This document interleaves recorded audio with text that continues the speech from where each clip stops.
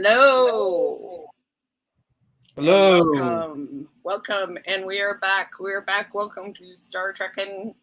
It is me, Nicole. I am on the east end of Toronto, out by the train tracks, on the wrong side of the tracks, and over on the other side in the west end, we have Green. What's up? How's it going? Oh, it goes. I had some friends out from England, so I was out doing stuff with them all day. It, it's very hot out. Like not super hot, but like hot enough Unpleasant. that like yeah, it's hot enough that like my ass that doesn't like heat is still like uh, exhausted from being in like the 30 plus degree weather for like 6 hours straight. It takes it out of you. It It really does. does. It does. I find that. I mean, some people Well, like the heat. I am. especially I am not a fan.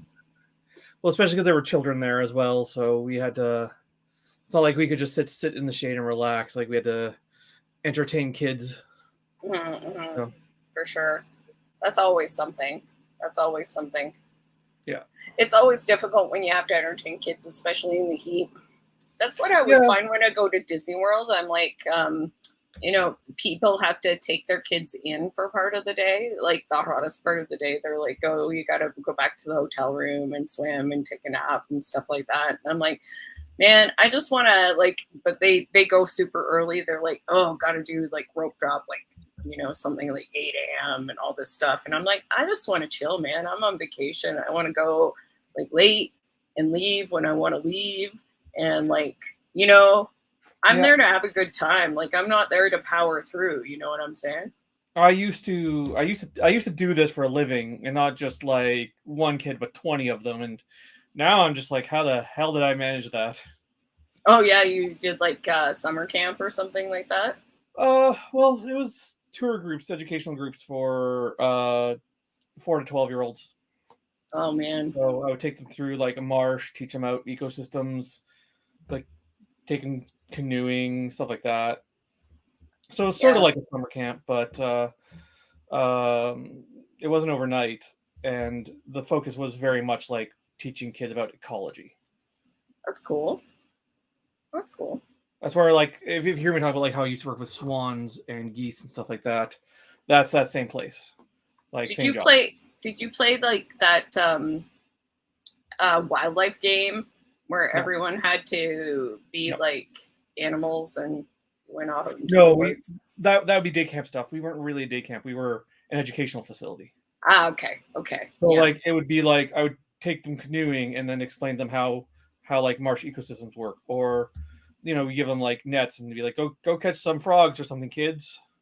This was like actually an educational facility that did this, but it might have been really specific to Peterborough I know I know area. I know what game you're talking about. You're talking about ecosystems. I've just Yeah, we it's like an didn't run ecosystem it. game where Yeah. everyone is a different part of the Oh, ecosystem, but like mostly what happens is the kids that are at the top of the ecosystem go around trying to Predator prey. eat Yeah. everybody else. I've played it. I know what you're talking about. Yeah, I've yeah. played it as an adult, but no, we weren't that kind of facility. One, you don't want to lose kids in the marsh. No, no, you don't. Good I'm way to I'm lose a still kid. kind of wondering how they're like just like, hey, go to town in the woods, guys, in It's the middle of Toronto. It's winter. a different. It's different. It's you're a lot safer here than you are up in like, because like the marsh I worked at was adjacent to a city, but it was true wilderness. Mm. Like we get bears and stuff wandering around there. You don't want to lose track of your kids in that country. Yeah, there's no bears in Yeah, Peterborough as far as I like know.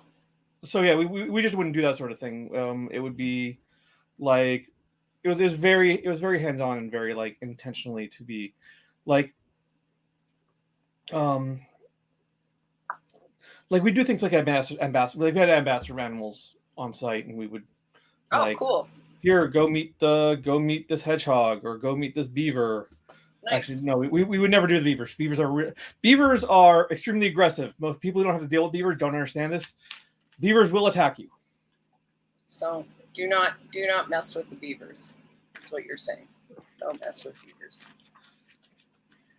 So, um, the season is over. It's been over for about a week now. Wow. That's I was really And surprised. all our That predictions the were season, wrong. and we predicted everything completely wrong. We were wrong about literally everything.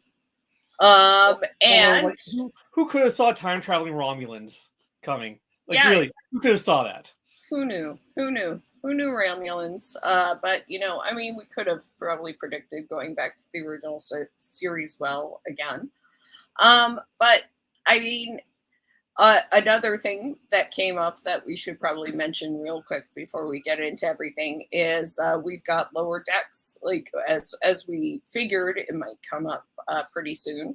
We have Lower Decks coming up August 25th, so not actually a lot of time off at all. Yeah, yeah. We might have because it'll be Lower Decks, and then it'll be Prodigy, and then we might get some time off. But We'll have to yeah, see. Depends when Picard starts, really. yeah. Well, Picard and Discovery are both done filming, Mm-hmm. So so it a lot depends depends on on one of those. Yeah. it depends on how long they're in post production. Oh, given how much time they spend on CG in these shows, like I wouldn't be surprised if they're in post production for a long time. Mm-hmm. For sure. So, with Lower Decks, we'll be going back to see what happens to Captain Freeman, and Yeah, go through the trial. I assume, which might take some time, or it might just be over in no time at all, much I like I, the I, situation last I time. expect they'll have it resolved in one episode. I expect The Titan took a little bit longer, but I figure it'll be much like a Titan situation. Yeah, yeah. yeah. If So it was any other Trek show, I might expect them to let it linger. But for Lower Decks, I expect them to resolve it pretty quickly. So that basically, as I suspected, that basically gives Jack Quaid about, I don't know, a month off from promotional duties between the boys finale and the beginning of Lower Decks. So that's nice for him, at least. He has some time where he doesn't have to do interviews, though. I mean, I'm sure he'll be doing a few for about a Yeah. week or so after the boys finale, but we'll see. In any case, that's nice for him, though. I'm sure he's not complaining about working too much. Is the son of Meg Ryan and Dennis Quaid. Did not know that. Oh no, I didn't know that either. Mm-hmm. Done a good job of hiding that one, Jack Quaid. I mean, the name's there. Yeah, I know it's right there. I mean, he isn't really hiding it, but he's a good job of kind of flying under the radar there. But you can see it when you kind of look for it, I guess. Yeah, well, it's like Nicolas Cage being the son of Coppola. Yeah, but he didn't even change his name, which is great. Nicolas Cage changed his name because he wanted to be Luke Cage. Nicolas Cage is, I think, his own special kind of different. Really. I mean, not going on Star Trek at all. I think Nicolas Cage, like, as a B level, like as a B horror like genre film actor, has really hit his stride. I haven't seen Pig yet, although I really would like to. I've heard But good things about it. Yeah. He gave us Mandy, Colors Out of Space, and Willy's Wonderland. All three like highly stylized genre horror movies, and all three of them are excellent. Like Mandy's like top 5 movies ever made in my books. I fucking love Mandy. Oh wow. And then he's got the other movie where he's playing himself, which apparently is great. Yeah, and then I it's like the outrageous like weight of talent or something like that. That's not the right movie. But Unbearable weight of talent. Yes. Yeah. Yes. Exactly. That one I'll watch it because there's Cage in it, but I'm not like that's not a huge like got to see it movie for me. But no, it's his genre horror, his B horror movies that are really doing it for me right now. I don't know. Even when it's a bad Nicolas Cage movie, I kind of enjoy Nicolas Cage, to be honest. Well, he's always entertaining. Yeah, that's the thing. Oh God, the bees! I love that. Not the bees. So we'll be back to Nicolas Cage. Could be on any Star Trek, to be honest. But But we're back to Lower Deck soon, where Nicolas Cage would be a great cameo. Now I'm just thinking Nicolas Cage playing a Klingon. He'd be a great Klingon. He'd be really He'd be good an in amazing Lower Decks. Klingon. It would be really easy for him to do. I mean, it'd be easy for most people to do a Lower I mean, Decks. we got Christopher Lloyd as a Klingon. Why not Nicolas Cage? Yeah, I mean, we were actually just watching. What were we watching? And I said that dude's really famous. Was it DS9? DS9. Yeah, we were watching DS9, and I think William Sadler was on. And I said to Gary, "That dude's really famous," and he's like, "Yeah, I know. It's like all these people, and you know, you forget until you rewatch some of the 90s, early 2000s episodes, like how many people were actually on TNG and all of these shows. So like having, excellent actors on Star Trek is not actually that unusual. Yeah, Star Trek was huge, and there were a lot of people, like a lot of big name actors who wanted to make cameos on it. They had never had any problems getting like big name cameos. Yeah, Mbenga is in Dune, which, totally keep forgetting. Gary rewatched Dune the other day, and I'm like, oh yeah, he's the guy that, he's in it. I'm sorry. I have not seen it yet. He's in Dune. Dune is excellent. Totally watched Dune. I don't know. I for Villeneuve, I loved Arrival so much, and then I just absolutely hated his Blade Runner sequel. Blade Runner. As I said, I've said it before to you. I don't even like Dune. I don't care about Dune. I'm like, whatever, magical white boy, whatever. And I love this freaking movie. I liked it so much. Like, I'm like, okay, they're colonists, but they're not the worst colonists. It's not that. It's really my feelings on Villeneuve that I have. Because Villeneuve can be really good and Villeneuve can be really bad. It's beautiful. Like, I gotta tell you. It's even bad Villeneuve is still going to be beautiful. Like Total Recall, sorry. Blade Runner is a boring slog of a movie, but every shot in it is amazing. I did not find Dune boring. I'll tell you that. So I think it was quite good. I did not bother watching Blade Runner. I mean, Blade Runner is hard because the original Blade Runner is a tough movie to begin with. It's not boring, but it is a movie that could be boring if you're not careful with it. It's got like 5 different edits, and some of the edits are good and some of the edits are bad. So which edit did you watch?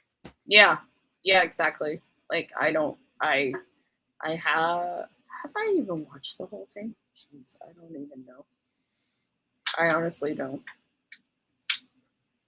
I know I've seen parts of it. I honestly don't know if I've seen the whole thing. It was never really imperative to me. I know the main parts of it, and I've seen the main parts of it. That's the most, Once again, which main parts?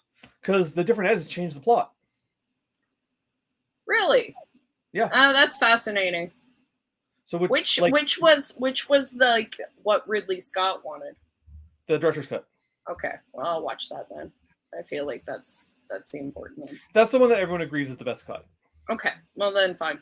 I did not see the director's cut. I saw the theatrical cut, which isn't as bad as people say it is until you get to the very, very ending, and then you're just like, "What the fuck?" Yeah, that happens a lot, I think, with a lot of films where they're like, "Oh, the ending tested poorly, so we're just going to change it," and then that works out badly.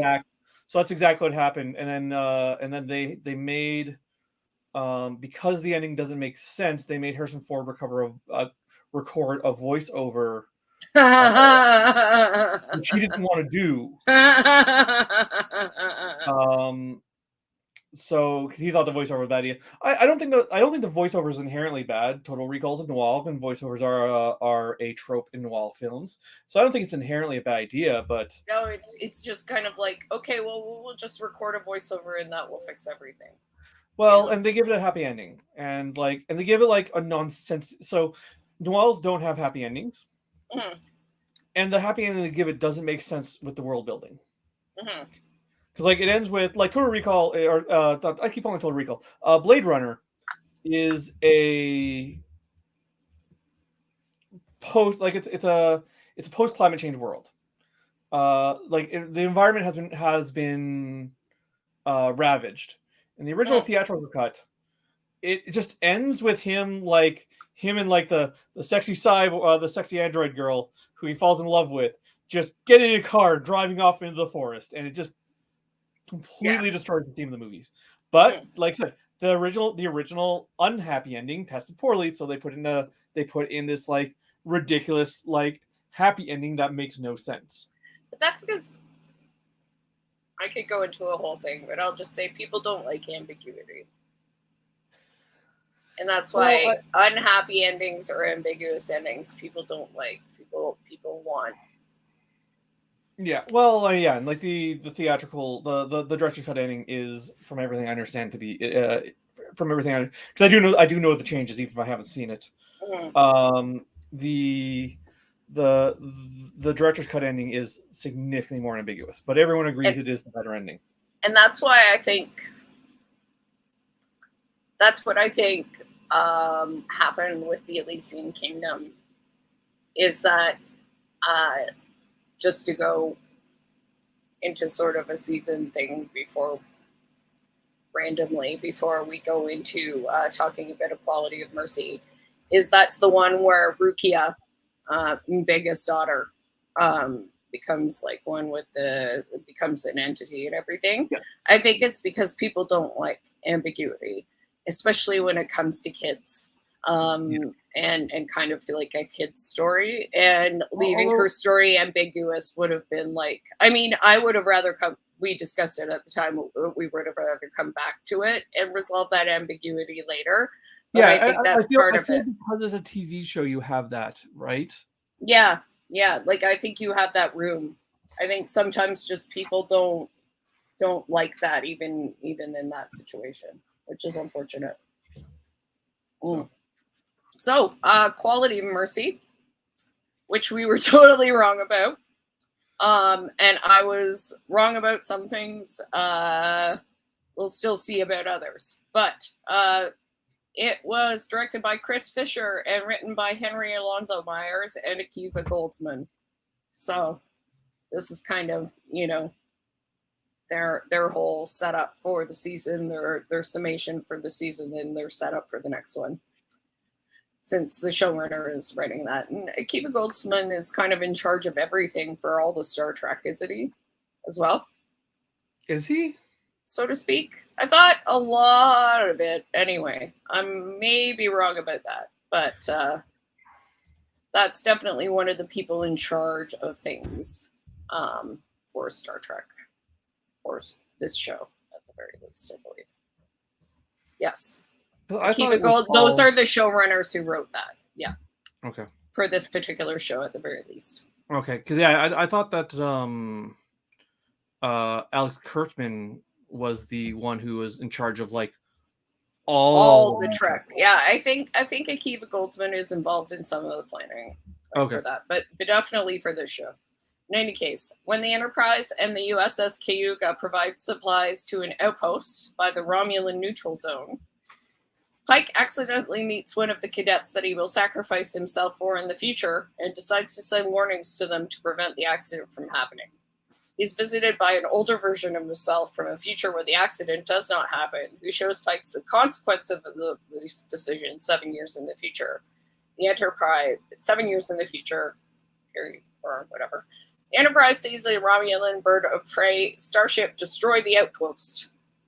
They track it with support from the USS Farragut and Captain James T. Kirk, who suggests an aggressive approach, but Pike insists on negotiating.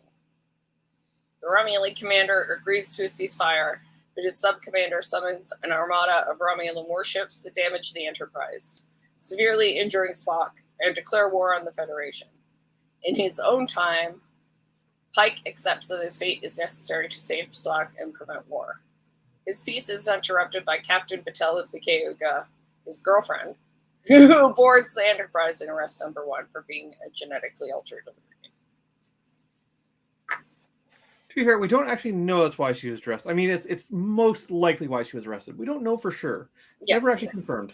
Yes, it's most likely. It's most likely it's Like Okay. Una says that she knows it was coming for a long time, and Batel says that she doesn't want to do it, basically. Yeah. But we There. don't know for sure. Like no one says she's an Illyrian. Yeah, that's the thing. Is that like, I mean, don't get me wrong. I am pretty sure that's why she's being arrested. I just I want to say mean, that like this is there is probably some room for it to be this played is out. the official like rundown, so that's probably it. But yeah, we still don't know that. We just know that she's being arrested, and everyone has intimate, like no one ever said outright, even in the future, no one said outright that's why she got arrested. Yeah, Even Lon said that's it's not, didn't say outright that's why you she was in you prison. can infer it, but it's never like stated.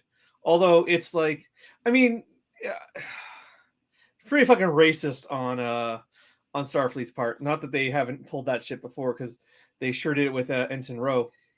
Okay, yeah, and not to get like super distracted, but with the racism, what was up with Ortegas in this episode? I feel like that was super weird, and like I don't know. I felt like Ortegas, it's revealed that the Romulans, they see inside the Romulan ship, and Romulans, oh my god, they look like Vulcans. Which And then I and have then to agree. Ortegas is suddenly super bigoted towards Spock, and I'm like, what's with the racism, Yeah. Erica? Like, what the fuck? So that was really weird, and like, I also don't buy that we don't know what Romulans look like. I'm like, bitch, you have a fucking treaty with them.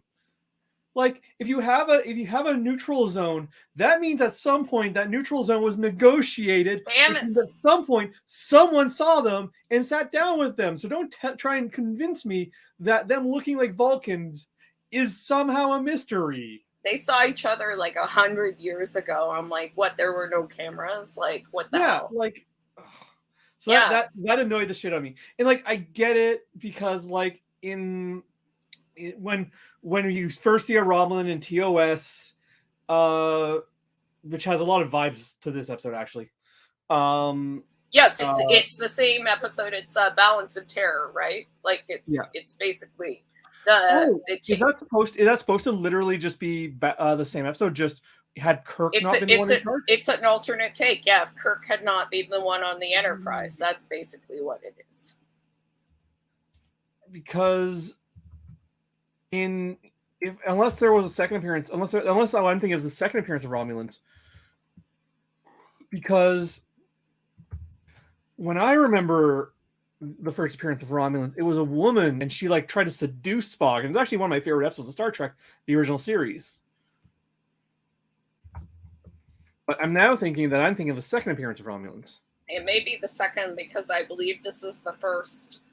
Yeah, Let me Google this shit. Let me Google I this have shit. it just right here. It's the eighth episode of the first season of Star Trek. Oh, okay. Yeah, no. So the episode I'm thinking of is later then, because the episode I'm thinking of is the second episode of the third season. And it literally starts in the ship's chapel. Kirk is performing a wedding for two crew members. Right. So, Okay. so like Pike starts where Kirk starts the episode, performing the wedding and going, I don't know these people. I don't know what's going on. I don't know why I'm here. So I don't remember this episode particularly well then, because the episode I am thinking of is, I said season 3. It's episode 2 of season 3. I don't remember what the episode's called, but much later than the one that you're referencing. So this is just an episode I just forgot about. But yeah, either way, I also we're on, I hate their Kirk. I hate their Oh yeah, I don't like him at all. Like, I don't didn't hate him mind as him too much, but he's not like any of the Kirks. that's it. That's the problem. If he wasn't called Kirk, I would have no issue. It's I hate him as like the actor does a fine job with the role he is given. It's just that's not Kirk. Don't try and convince me that is Kirk. See, it's making me think more and more that though though the fate cannot be changed, that I wonder if this is a different timeline in a lot of ways, because things keep happening in different ways. But like keep in mind that the whole thing is that like this whole theme of this episode was Pike has to accept his fate and accept that thing. No, and I said like though you can't, though I was not right that you can change your fate, like he has to accept that. Then the timeline may be different. Like Discovery may have still changed the timeline, but he can't change his fate. Like the timeline is still unchanged. Like his fate is still unchanged no matter what happens. Maybe I don't know. I don't think that they're going to be that. I don't think they're going to be that clear cut with it. So like maybe not. It's just there are little. I don't know. We'll have to see. Here's a problem they run into with Star Trek, where there are already like everyone loves fucking multiverses right now because of Marvel. But Star Trek's been doing multiverses since forever. Like there are there's literally since the original series with the fascist universe. So like multiverses aren't a huge problem, but this new Star Trek especially is very obsessed with continuity. And what they don't want to do is you can either let continuity slide or you can be obsessed with continuity. If you're going to be obsessed with continuity, then you have to try and keep things clear. But if they're obsessed with continuity, they keep changing things. This is the thing. If they're going to be obsessed with continuity, they can't just change shit all the time. And that keeps happening. But they're not changing it that much. Like the only that's not obsessed with continuity. That's changing things. No, sure, but yet I mean you have to. It's still a prequel, and they have to be able to tell their own dramatic stories. And the only major thing they've changed is the fact that the Gorn made contact earlier than they did in TOS. That's the only major change. Are the way they are. And well, the Gorn were only in one episode of the original series. And while they completely undid the themes of that episode, there's not much that contradicts the biology. But I guess you'd have to assume there was some like evolution, though. Like, how did the Gorn get to where they are in future series? But I mean, the Gorn have never been in a future series. The Gorn are in Lower Decks. Yeah, that's the only example, though. They're not in. The only other show that they're in is Enterprise, and in Enterprise, yeah, they look like they do in Discovery, or not Discovery. Sorry, in Enterprise they look like they do in Strange New Worlds. Okay. In Lower Decks they look like they do in the original series. But this is just the Klingons' problem, right? Like, why do the Klingons look different in 3 different fucking series? I think trying to keep track of it is just madness. Like, I think honestly, it doesn't really matter if you change things. Like, that's this is what I'm trying to get at. Mm-hmm. Like, this is why I don't think they're going to try to do a different timeline. Mm. It just fucks the continuity up more, and they're trying to keep track of the continuity. So they might change things here and there, but like it's the Rick and Morty thing. It's just don't think about it. It's not that they're establishing a different timeline, because that's makes things even more convoluted. So they're just hand waving things. Yeah, exactly. Because they can. Why not? I mean, I don't mind that, but I think that's going to drive people crazy. That's why people hate it's a big part of why people hate Discovery. But Discovery is the one that can hand wave things the most because they're in the future. Like, but they weren't for the first 2 series, for the first 2 seasons. Yeah. I guess. I don't know. Like them having Harry Mudd in, you could argue is a continuity error. Maybe, yeah. Like, I wouldn't argue. To me, my response, like, there's a Leonard Nimoy quote on this that I really like.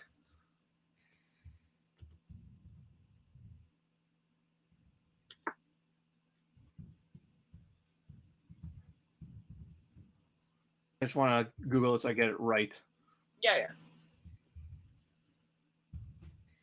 Oh, well, I was going to say, I actually just found this in this Tor.com article that I looked at about the season.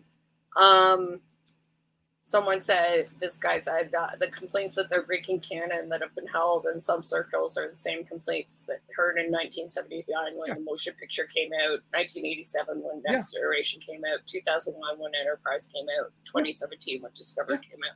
So it's always like, no matter what happens, people are going to complain about that anyway. This is a Leonard Nimoy quote about the J.J. Abrams movie. Canon is only important to certain people because they have to cling to their knowledge of the minutia. Open your mind. Be a Star Trek fan and open your mind and say, where does Star Trek want to take me now? Yeah. Leonard Nimoy, Routers, May 5th, 2009. That makes sense. Right? So like I definitely think that the obsession with minutia and with continuity, especially in Discovery, was a mistake, and it's been my one big complaint with Discovery. My complaint with Discovery isn't that it breaks too much from the continuity. My big complaint with Discovery is that it pays too much attention to the continuity. But like, if you're going to do that, you can't then open up other timelines because it just makes everything even more complicated. So you just kind of go like, potentially, yeah. You Discovery was already in another timeline potentially, so I mean, but it wasn't, because so here's the thing with Discovery. Discovery was set. Discovery didn't at any point need to be in another timeline. It didn't need to create another timeline. It's before everything, because it's before the original series. Just like Strange New Worlds is before the original series. Like, right. So you don't need an argument of like Discovery created an alternate timeline, because it's before everything. It's and establishing canon anyway. So yeah, there you exactly. Go. Who cares? So the only thing if they're doing the timeline was changed, it's Enterprise that changed it, not Discovery. Because Enterprise was all about the Time Wars and trying to prevent time from being changed. That was the core themes of Enterprise. It's true. Well, towards the end, yes, yeah. This is where no, right from the first episode. That was the pitch. Huh. Okay. Because the first two seasons of they actually get away from the Time War stuff later on after they deal with the Xindi in the first two seasons. Uh-huh. The Xindi were the ones that were trying to change the history, because the Federation does something to them that they don't like, so they try to prevent the Federation from ever being born in the first place. That's the first two seasons of Enterprise. So the reason why they might have been like, oh, people know who the Gorn is because the Gorn were met in Enterprise. So that might be where if there's a continuity change from Discovery, or if there's a continuity change with New Trek to Old Trek, I don't think it's Discovery. I think it's Enterprise. But even then, if that's what they're doing, they're overthinking it and don't need to do that, because keeping track of time, like as a longtime comics fan, as a longtime Marvel fan, trying to keep your timelines 100% straight is always a losing battle.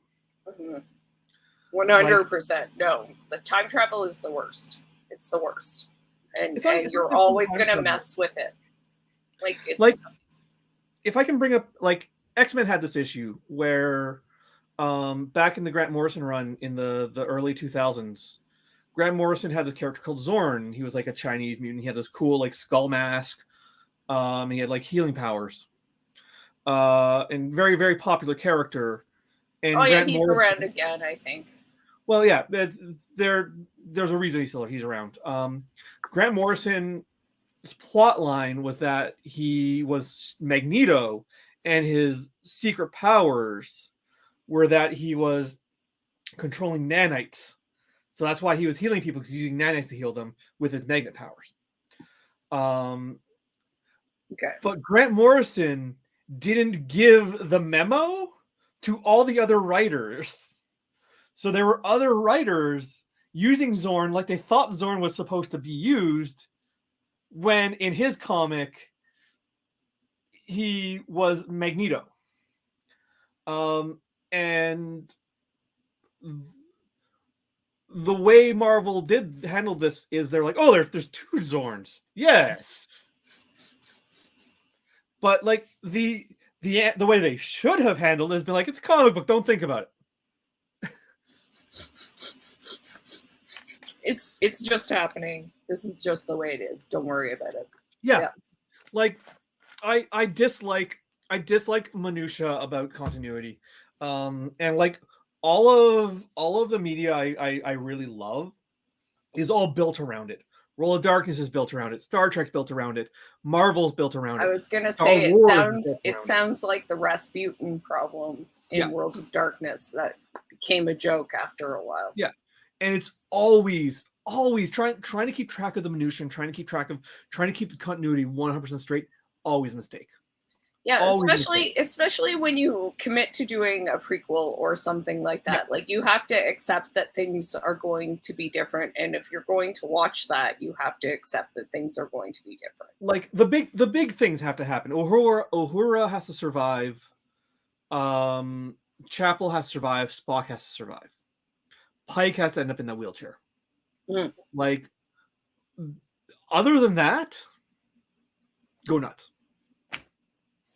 And I think, it would have been easier if whoever gave Pike visions, Klingons, the door, the portal, whatever, had shown Pike that, hey, it works out okay in a sense.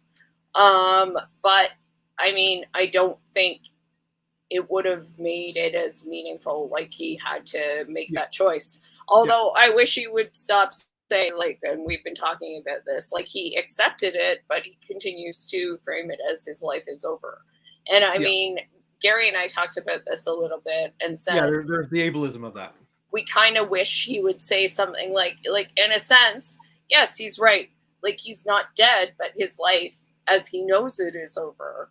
He has to change and accept a different life. And so, I mean, like, I wish he would say something like that. My life is over. Like, I can't be captain of a Starfleet vessel anymore. I have to change and look at a different way. And if he said that, it would be better. Yeah. There would have been a great opportunity to have old Pike. Which, by the way, how did Pike get hotter as he aged? Because he's Captain Daddy. Like, Jesus Christ. Like, Pike's already hot. Pike's already hot, and then Pike, like 10 years in the future, is just like, oh. They managed to age him up pretty well. It worked really nicely. Yeah, especially because Star Trek usually does aging makeup real bad. So. Real badly. I was like, oh, that's nice. That's a good job. It's like, not too bad. Like it works pretty well. It seemed legit, and it looked like he'd been through some shit. So maybe he aged a little more than you would expect. What I would have liked is if they had the older Pike give that lesson to the younger Pike. Like if the older Pike was like sat down with some aged wisdom and just been like, your life's not over, man. Like you could become me. Or you could become something else. Like, yes, your life is going to change. The life as you know it is over, but your life's not over. You don't know what the world has in store for you yet. Yeah. And even maybe say, like, this life is not, like, sure, I'm an admiral now and all this stuff, right? Like, and I survived, but maybe this life is not what we want it to be. Yeah. Like, we're a person. We're still like we didn't have that fate befall us that we're trying to avoid, but this is not the life we wanted, right? So maybe you should see what life you're gonna have. Like you're still gonna be alive, my dude. Because like so you know that you're put in a wheelchair, but you don't know what life has for you beyond that. And like I understand, like, geez, if I got a vision of me being like, of myself being like paralyzed, and like all like fucking fucked up, like that's a lot. Yeah, that's a lot.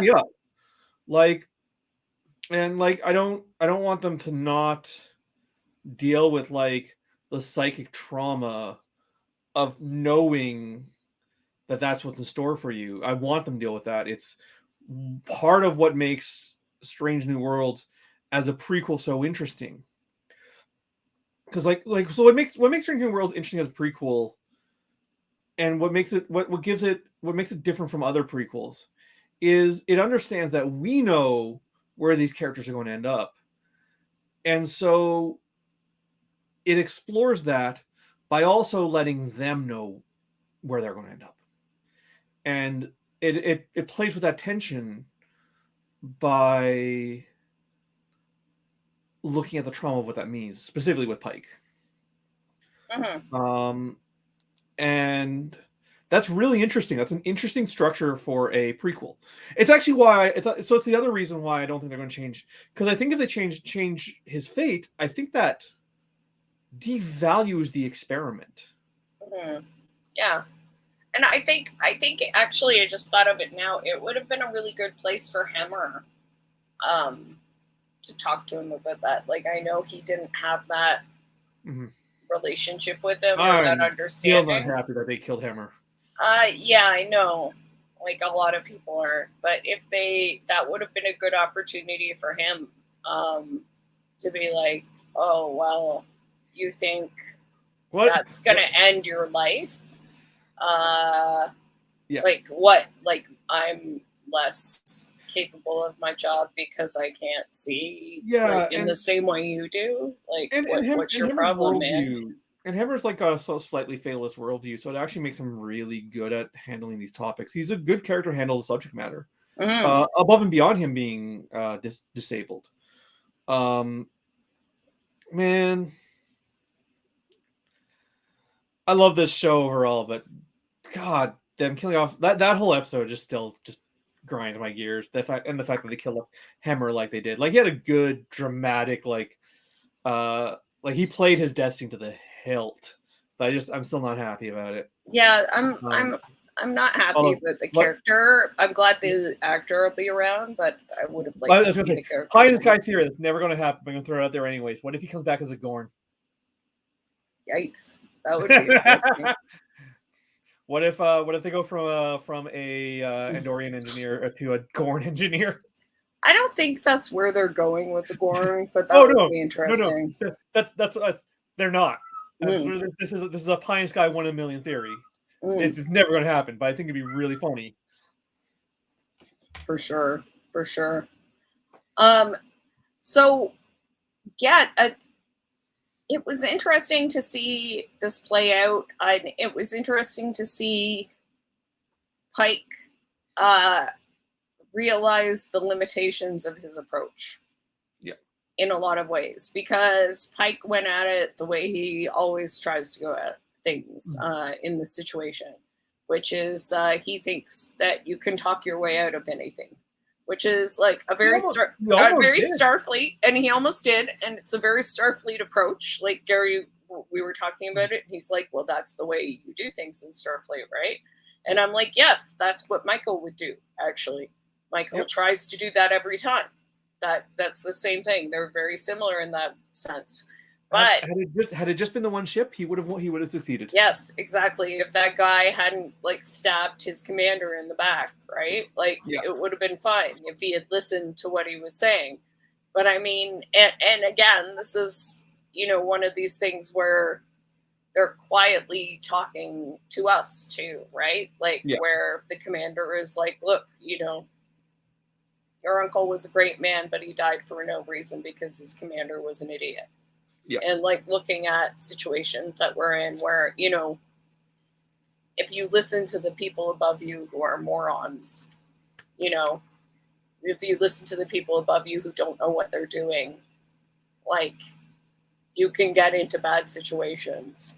But if you also blindly accept, the rhetoric of your people and don't listen to the people who have experience with like the bad shit that's happening, you also can get into bad situations or at least lose the best people, because that's basically the same thing that happened to that dude's uncle happened to the commander. Well, and probably to that dude, unless they beamed him off, they probably did, because they're like, "Good job for ratting." Oh no, he's dead. They killed him for the sure. Sub commander too. You think? You mean? I bet they probably were like, "We'll beam you off because you're a rat." Yeah, who knows? Or they just killed him because they're fucking Romulans. Because they're Romulans, and who cares? Yeah. I mean, Romulans are fascists. them killing it could go either way with them. Yeah, and I mean, it showed like Spock was right, like Kirk was right. They were right to say, like, these people. We were actually talking about that too. Like about how some people, unfortunately, there are some people who get to the point where they only understand violence, right? Mm-hmm. Um, that you would think that there was always a point where you can talk to people, but like in Gary's Lake, that's them. Those are those people. The Romulans are those people. That's the language they speak, right? Yeah. Well, and it works. It works with them because we know that like it works with them as opposed to the Gorn because we know it's cultural with them. We've had Mm-hmm. enough. We've had enough of the rest of Star Trek examine them on a cultural level that they're fleshed out in the way the Gorn aren't. Mm-hmm. Exactly. And I mean, like that makes you understand that, one person can't do a lot in that situation. But a lot of people could do a lot in that Well, situation. And one, like, not even two people like Pike and this commander yeah. can't change Well, an entire culture of so violence, right? so that's the other thing is that like even if you went in without seeing any previous Star Trek and didn't know who the Romulans were, they still had the face of the Romulans in that episode. Is suing for peace. Like his whole thing is I don't want to fight a war and watch people die unnecessarily. Like, and Yeah. if the sub commander hadn't betrayed him, it would have been like he would have succeeded. So He like, would have succeeded with one ship, but I mean, like, would it have succeeded with the Romulan Empire? but they wouldn't have had to have known, right? Mm. Like, because he just had his sub commander not sold him out, they just would have gone back to Romulan space Mm. and Oh yeah, that's right. avoided the Yeah. war. Yeah, they would have just avoided war, but I mean, and it would have been a step, right? Like, I mean, it's one of those things where people go back to Romulus and they're like, "Hey, these humans didn't kill us." Although, once again, no, he wouldn't have brought it up. No, but I mean, it isn't something you bring up like Because, directly well, to people. It's one of those things that I think becomes a quiet folk tale. because this is dealt with within the text of the show, because the whole like he didn't kill us thing, they take that as a weakness.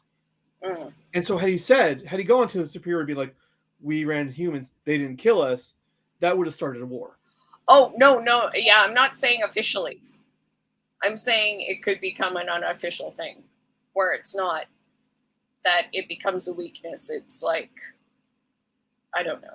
It becomes more of a something that people tell each other quietly.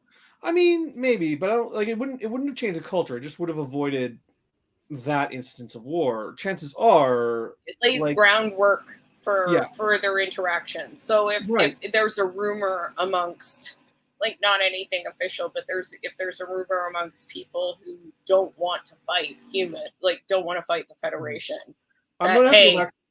I'm gonna have to go back and watch the original episode because it's been a couple of years since I saw it. I don't like I said, I didn't even realize that it was a specific episode of TNG. Although not TNG, sorry, TOS. Although I should have. mhm, The second you said, I'm like, oh, of course. yeah. So I wish I'd gone back and watched that episode, to do a compare and contrast.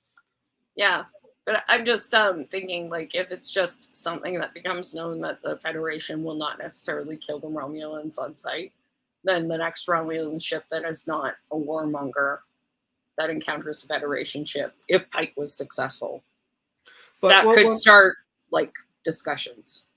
It doesn't change the it's culture; it builds a basis for it. but the problem is they're a war culture, right? So like, if he goes and he tells people that, I'm not saying okay. I'm not saying he tells people. I'm yeah, saying say there's an underground of people in Romulus, like this is mhm, saying a lot, but say there's an underground of people who don't want to fight anymore. okay, Say if they go back, these this, people yeah, start to tell each other, the people who want peace, hey, they won't kill us if mhm. there's a problem. Well, The we next have time this, this happens, they don't kill each other, and then but it goes from there. what I'm saying is that so It doesn't change the culture. I'm not saying it changes anything. No. What I'm saying is that if he tells anyone, so even if he tells people within a certain group, the Federation, if that gets out of that group, someone in the Roman Empire goes, "Oh, of course, yes, it's a risk. Yes, so, of course, it would be a risk for anybody if anyone's trying to start a revolution." This plot line exists within TOS, or sorry, TNG. Because this is the episode. This is the two-part with Spock in TNG. Yeah, like that's what you're describing. Yes. No, TNG. Picard. Picard goes to Romulus to meet up with Spock. Right, because Spock is Spock is an ambassador at that point. Yeah, and he is meeting with like Romulans who want to rejoin with the Vulcans. Picard's all Romulan up. Yeah.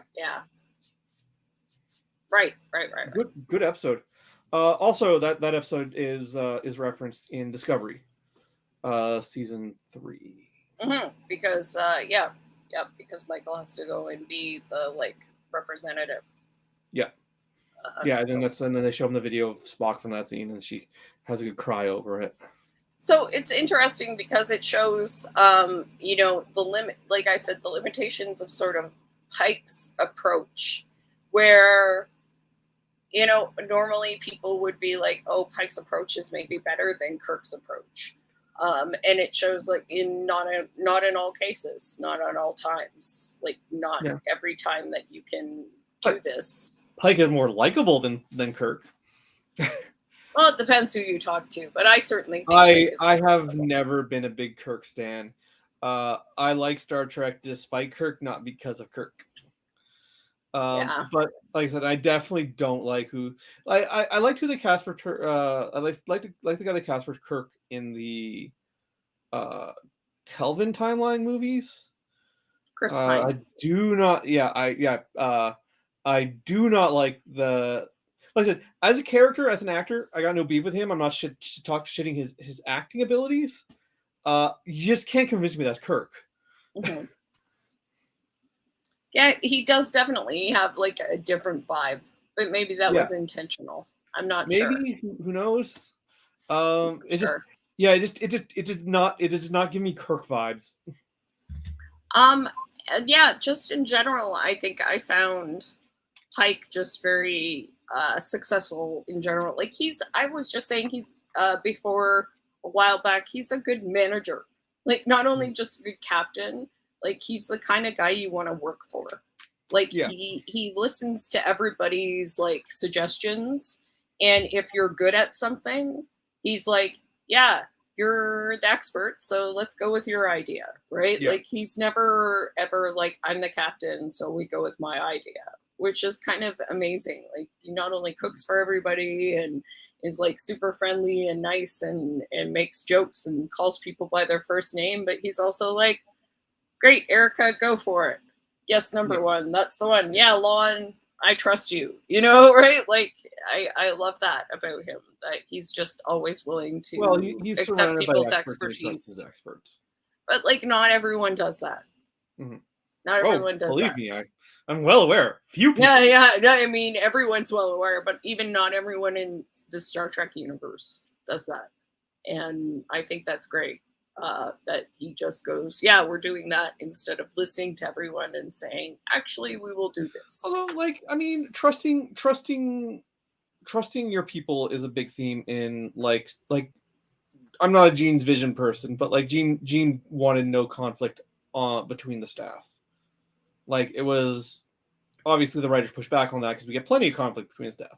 That was part of his original vision of Star Trek, was that the idea that the captain would take that feedback and work with it. I think Anson Mount's version of Pike is very true to Gene's original vision. As much as as much as I don't think Star Trek should be beholden to that, I think that he is that. Mm. Well, they said it's very much written around the person that the actor is as well, which is very cool. No one could be Picard other than other than Patrick Stewart. Like no Mhm. one could be Cisco. Like the this is part of why I think reboots and like recasting the same characters, like as much as I keep saying I don't like the guy who played Kirk, like no one else could ever possibly be William Shatner, Hmm. for good or bad. Yeah, and I mean, I think the reason why Chris Pine does a good job is he does his own thing, and I think Paul Wesley, who's playing Chris, Kirk I mean, here, is trying to do his own thing. But I mean, it's difficult. It's difficult. yeah. You Chris know. Pine, I think Chris Pine works not because he's good at being William Shatner, but because his character gets like you first meet his character as a kid, you see as character grows up, and like so you get a vibe for what that Kirk is, Mhm. as opposed to just someone. Because if Chris Pine had just showed up without any character development, like "Hi, I'm Kirk," that would have been weird and jarring as all hell. Mhm. And I mean, I think we're supposed to be seeing a younger Kirk here too, but I mean, I he has a ship, presumably because they say it's his ship. So I I wish the same thing. Like I wish we had the exact same show that wasn't as beholden to continuity by not bringing a prequel. yeah, That's more than anything. yeah. Like, I wish that it was written roughly exactly the same way with the exact same cast and just like change the names on the prequel characters and just not and just had it set sometime after Picard. Or Um just or just just acknowledge the fact that it's somewhere just in Star different, Trek and just leave it alone. or just say this is going to be different, this is a Yeah. different retelling or something. Well, um like I just I don't like I mean like I said we've had this conversation before, which I don't think I think Star Trek should always be looking forward. mhm. One So of the things I did like though about this episode, and oh, yeah, callbacks, we've barely discussed the episode. I liked this episode a lot, no, actually. one of the things I did like this episode, and one of the things I really enjoyed about the episode, there were a few issues, but one of the things I really did like is how much they used that called back to the old series, was how much they used lighting and shots Oh yeah, yeah. that The called close back up to with the the old. light around the eyes. Yeah, yeah, and Yeah. the way they were lighting Uhura and shot to Uhura, and then the zoom in on Spock, and he arched his eyebrow. Like those were all really nice, and I was like, they're lighting the Enterprise bridge sort of like they did on the old show, and they're doing shots of these characters like they shot the old character, like they were lighting Celia Rose Yeah, Gooding, like they lit Nichelle Nichols with the like yeah. bands of light and shadow, and it Well, like was really cool. yeah, there's this classic Star Trek shot where they'll do a dramatic thing where they'll just have like light on the eyes and they'll zoom in on the eyes. Yeah, They did that shot yeah, like three yeah. or four times. Every time was great. And then Spock like looking into the thing with the like readout on his Yeah, face, right? And a few other ones like that. And I was like, this is really cool. Like it's a very nice yeah. indication that this is like So yeah, so Star Trek TOS timeline. You know yeah, what I mean? as Right? much Like as we're yeah, in as that much as time. I'm sort of like as much as I'm sort of like Star Trek should always be looking forward, I do always appreciate those little nods to the past. But it's their future, which is kind of Mm. interesting. It's our past, but it's their future. Yeah, I mean So, it's pretty cool. but yeah, like it did really indicate that they were in that time and in that space. They're like, this is this episode. These are Yeah, these people now. This yeah, is who they are, right? And so that's kind of cool. yeah, and you had the slightly darker lighting as well. So like the bridge of the Enterprise wasn't like the bridge on the Enterprise in main Strange New Worlds is really white, Hmm. whereas this one it was a lot grayer, it was a lot dimmer. They intentionally like light lit it in a particular way to imply not so much the original series. The original series had flat lighting, like you would get in a soap opera, but like um Danger. yeah, it was more sinister. It was actually it was a so much lighting of the TOS era movies. Yeah, yeah, and I mean, just the shots were more like there were a couple of lighting tricks that they did that were very similar to the Yeah. series, but and the shots were more like the series. Yeah. There wasn't a lot for the characters to do, and that's sort of where I was disappointed in it. Like it was very Well, much a Pike sort of story, yeah, so that was to be expected. But and I what was we a see, little and disappointed, like in the sense that, like I said, what was up with Ortega's being super and racist? I They mean, never and really filled who that knows? in. But it's also 7 years in the future, so like there might be something that happens between her and But Spike. that's what I Who the fuck meant. I'm knows? like, why didn't you fill that in? Like, Yeah, what did the Romulans hurt you? Like, please tell us. You could have said my yeah, family was killed by Romulans or some shit, or my girlfriend yeah, was killed or something, right? yeah. Like, I mean, I get that we haven't filled in a lot about Ortegas, but like, that came out of freaking left field, and I felt like it was almost character assassination for a character that people really like. Like, people either like Yeah, her or hate her, and I was like, that was really fucking weird, guys. I can let it go just because it was 7 years in the future and who the fuck knows, but it's a weird choice.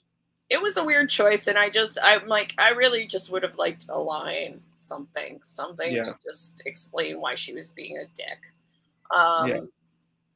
Then Lon being not on the ship but back in Star Trek, fine, okay. But Um, La'an does leave the Enterprise at the yeah, end of episode 9. that was So fine. I mean, it so was, her just being on a different ship is sort of does track. yeah, it was like But fine, sure, but I just Una being sidelined and then immediately arrested after was sort of like, I yeah, mean, I didn't it's think a well, lot about it till I read someone talking I'll, about how she didn't have much to do this season, and then can I'm like, I yeah, she can I didn't have a lot to do.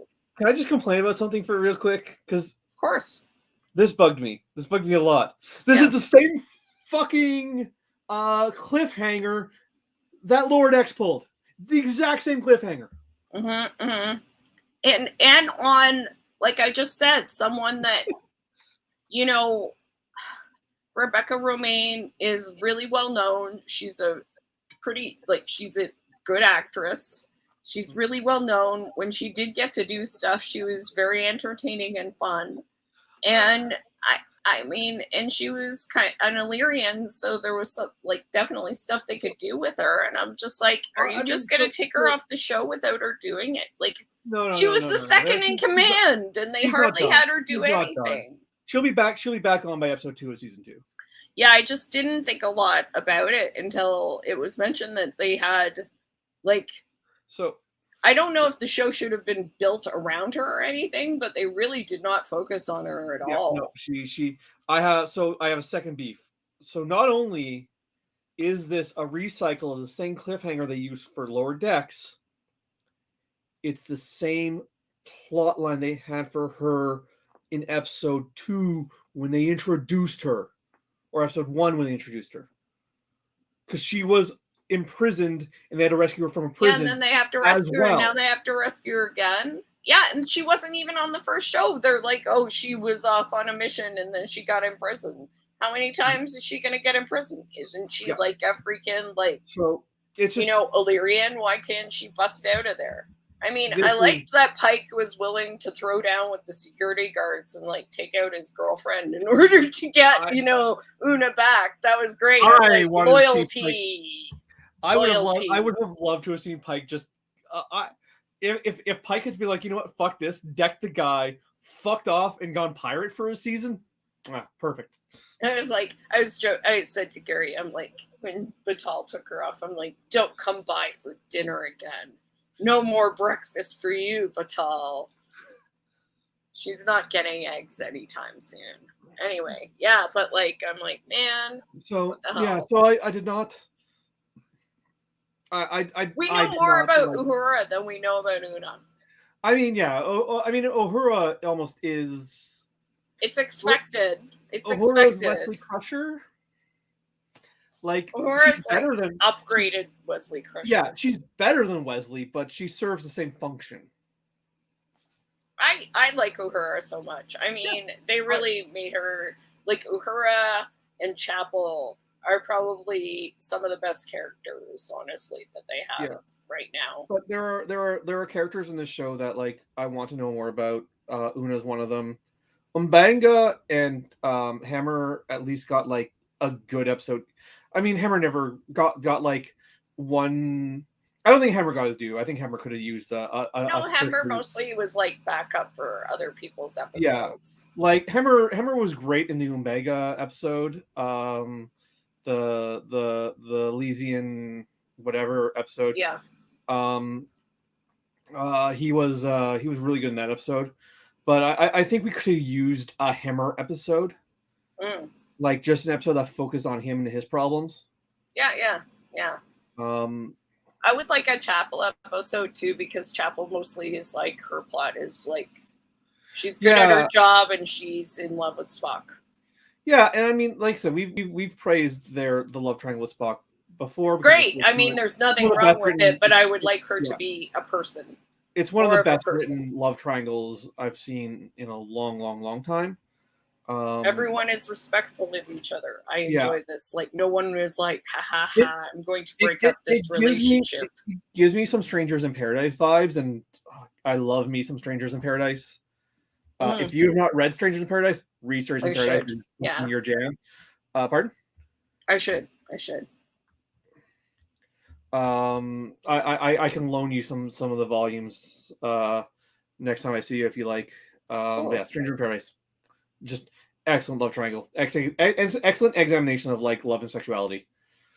Awesome. But yeah, so but yeah, it would be nice to like. I mean, it's 10 episode seasons, so I get someone is going to have short development. I wouldn't have minded Hammer not being a bit underdeveloped if they hadn't killed him. Yeah. 100%. Yeah. That's kind of the issue.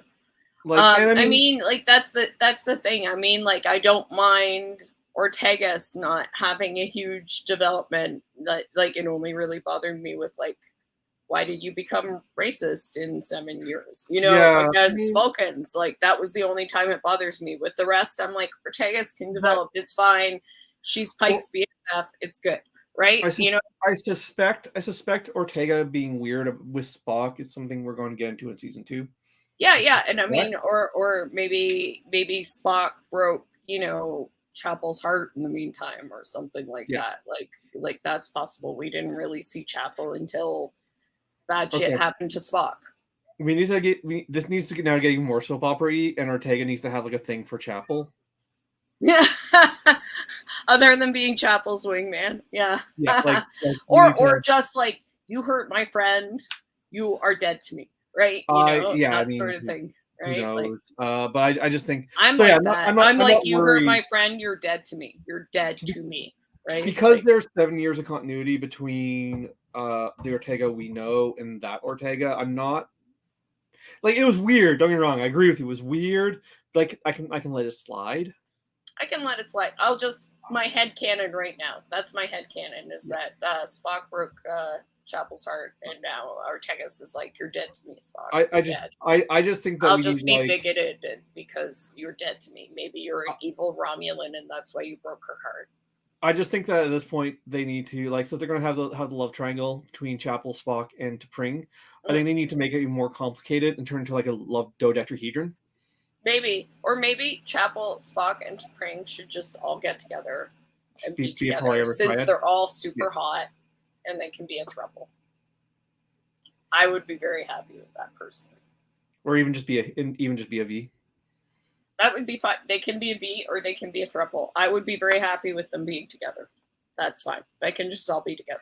I'm the only see most of Star Trek people would not be happy with that, but I think I'd be. I mean, Star Trek delved into polyamory before. I would be fine with it. I mean, obviously I'm polyamorous, so obviously I'd be fine with it. Oh well.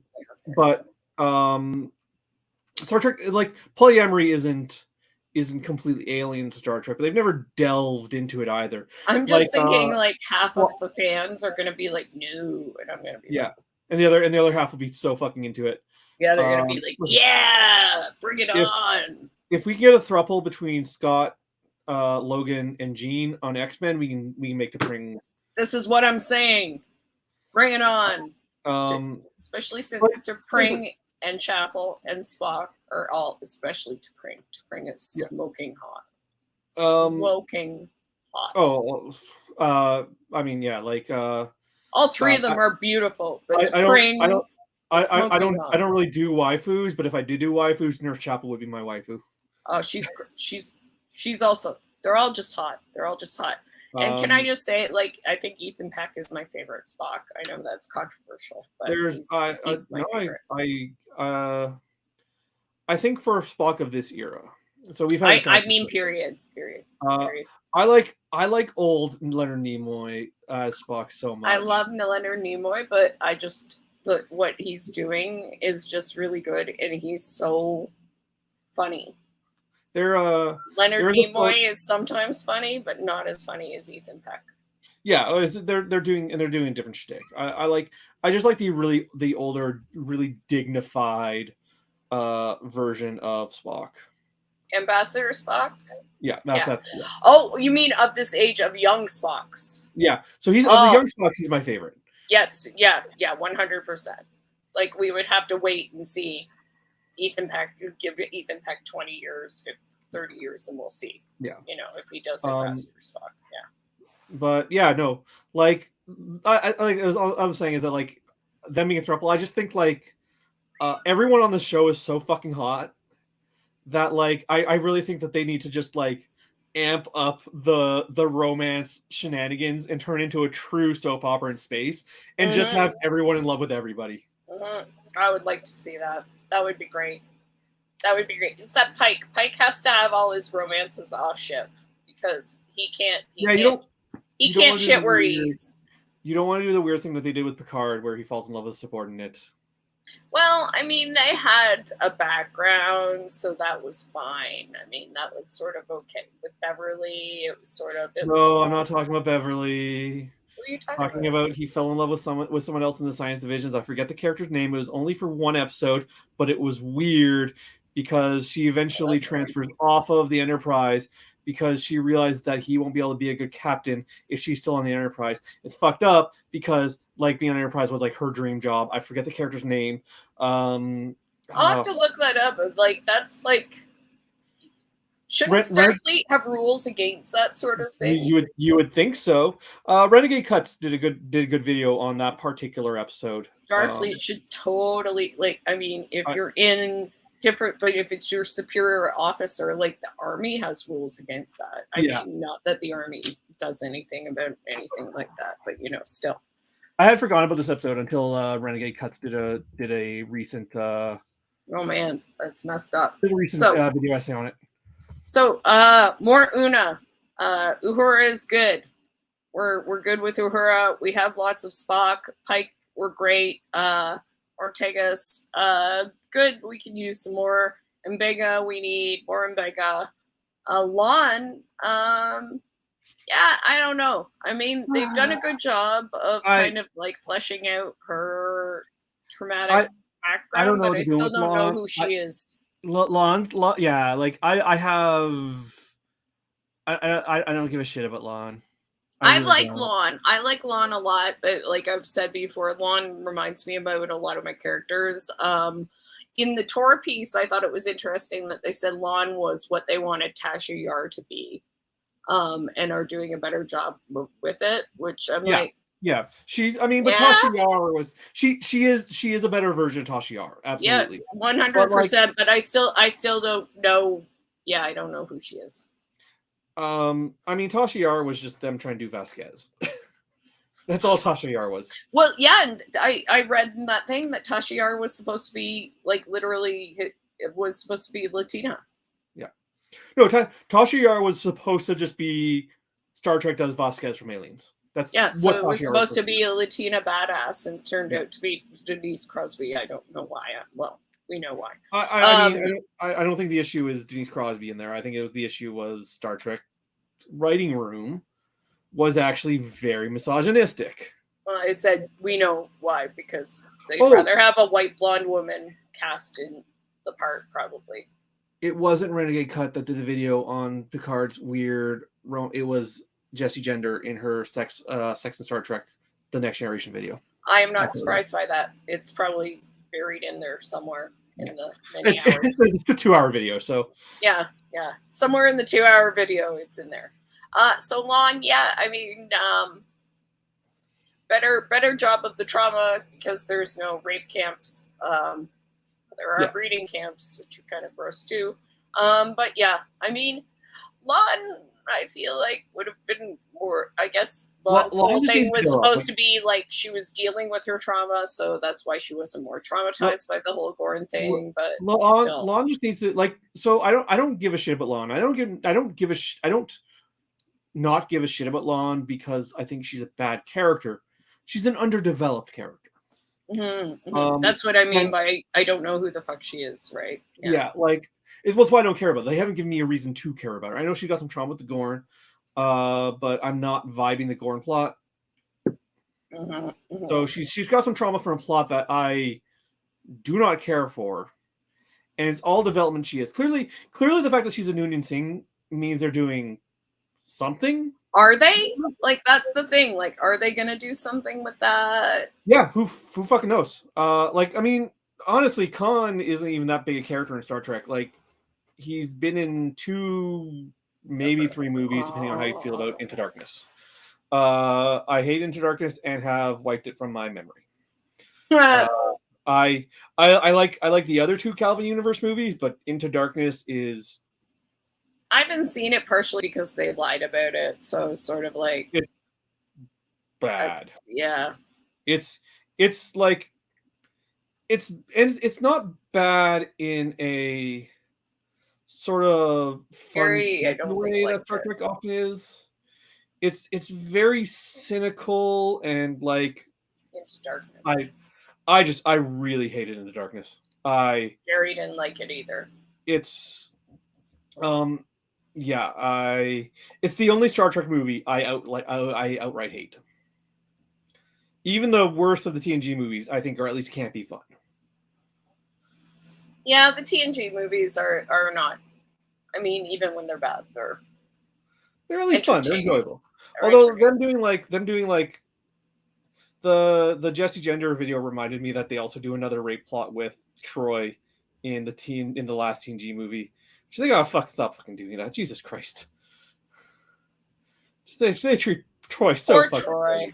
Yeah, she's mentally assaulted, psychically assaulted, physically. Yeah, it's just not good. Made pregnant. Fun times. Being pregnant. Yeah, it's just. Yeah. What? I'm glad. I'm glad that Mary Sturgis has like found dignity in Picard, even if I don't think Picard is that good. For sure. So, Lon, maybe we'll get some more development beyond I hate the Gorn and want to kill them. Because she was really wonderful in that Elysian Kingdom. Like, she really, really, really, really was. Yeah. Yeah, absolutely. Like, that was she with her little dog with the little cape. Her frilly dress. I want to have a fucking dog as a character. Like, I want her to be like Data with Spot. Just tough, badass woman who has this little dog that she dotes over. I think it'd be so charming. That would be adorable, for sure. For sure.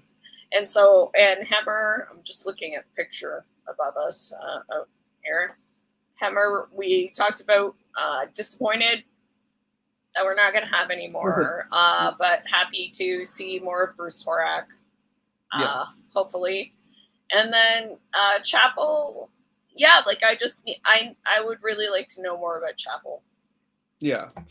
And I would like to see her get plots beyond romance plots. I'm enjoying the romance plot she's getting, but I would like to see her have something else to do as well. Well, she is good at her job. Yeah. So, I mean, I would like some more of that for sure. Maybe give her a plot away from the rest of the cast where she goes to like a science convention. Yeah, or has to do, some bio. Like Picard got plots like that all the time, where it'd be like Picard has to go do a thing away from the Enterprise. An archaeology thing. Yeah, because Picard is technically a scientist. Or because she's an expert in alien biology, right? Biogenetics. So I mean, I think that would be important at some point. Do an episode. Yeah, do an episode where she has to go to a convention and the convention gets like held hostage, and she has to do like I mean, I guess they did do that plot with her with the episode with Angel and where the Enterprise gets taken over and she's like running around. But yeah, like because she does have in the episode where Angel takes over the Enterprise, she's the one who has all the action scenes because everyone else gets captured and she's running around with like a hypo spray. Knocking people out. So, but yeah, like just I would like to see, but even that was only to further her romance plot with Spock. Yes. So I'd like to see them do some like as much as I'm enjoying the romance plot with her. I would like to see them do non-romance plot. Do you think Sam Kirk looks like Guy Fleegman, the red shirt from Galaxy Quest? Right. Sam Rockwell. I watched Galaxy Quest pretty recently too, but I'm drawing a blank. The one who's like, "You don't even know my name. I'm going to die." Yes, I definitely do see it. I wouldn't have called it myself, but like I see why people would think that. Mm-hmm. I wouldn't have called it myself either, but I was looking at it, and then I'm like, between that and him basically playing Hicks in Alien, I'm like, he is Sam Rockwell in Galaxy Quest. His name is Sam Kirk. I mean, I'm gonna Google Sam Rockwell. He's Guy Fleegman. He's the yeah. If I remember correctly. Oh my God, Guy Fleegman, Strange New Worlds is the first thing that comes up. One of the first things that comes up when I Google. Yeah, it's the mustache. It must be the mustache. It's the mustache. Yeah, I do see. Like now, I'm looking at it, especially like Guy Fleetman or Sam Rockwell is a bit more cocky, but the hair and the mustache really do look very similar. It's pretty funny. I wonder if I think it must be purposeful. I feel like it must be at least partially purposeful. Well, I am a big believer that Galaxy Quest does exist within the Star Trek continuity. Oh, perfect. I have a little. Like I fully and completely consider Galaxy Quest a Star Trek movie.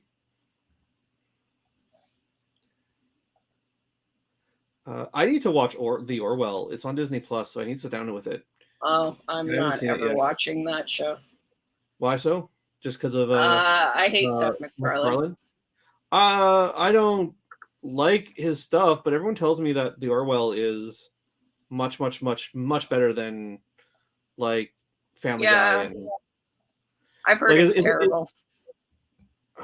So I've heard. I hear people tell me it's good, and I hear people tell me it's terrible, and the people who tell me it's terrible like Discovery. So, and the people who tell me it's good hate Discovery. So this is basically where I come from. Everything I've heard is that it's a better TNG. So if you want to follow to TNG, it's where you go. From everything I've heard, which like I mean that's fine. That doesn't bother me. Like the idea that like this show is doing a spin on like 90s Trek where Discovery is doing its own thing. That doesn't bother me. I have no I see no conflicts there. And if people who don't like Discovery like it, that doesn't necessarily mean it's bad. I do understand your concerns about Seth MacFarlane because fuck that guy. But also like I hear from people that like I hear more good about the Orville than I do bad. That's good. But I haven't watched it either. So that's good. There are everything I've heard is secondhand. So here's a little side by side of Guy Fleetman and Sam Kirk. Yeah, it's totally the mustache. It's the mustache. Sam has not yet done the finger guns. They do kind of have a smarmy smile. Yeah, yeah. He doesn't have a big ring either, so. Yeah. So there's that. Another thing I saw, I don't know if you've seen this yet, but this is something I found on Facebook, and this is basically my opinion. It's Star Trek.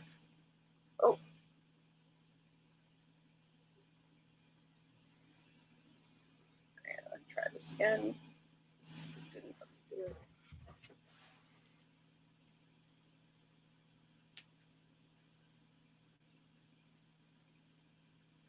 There we go.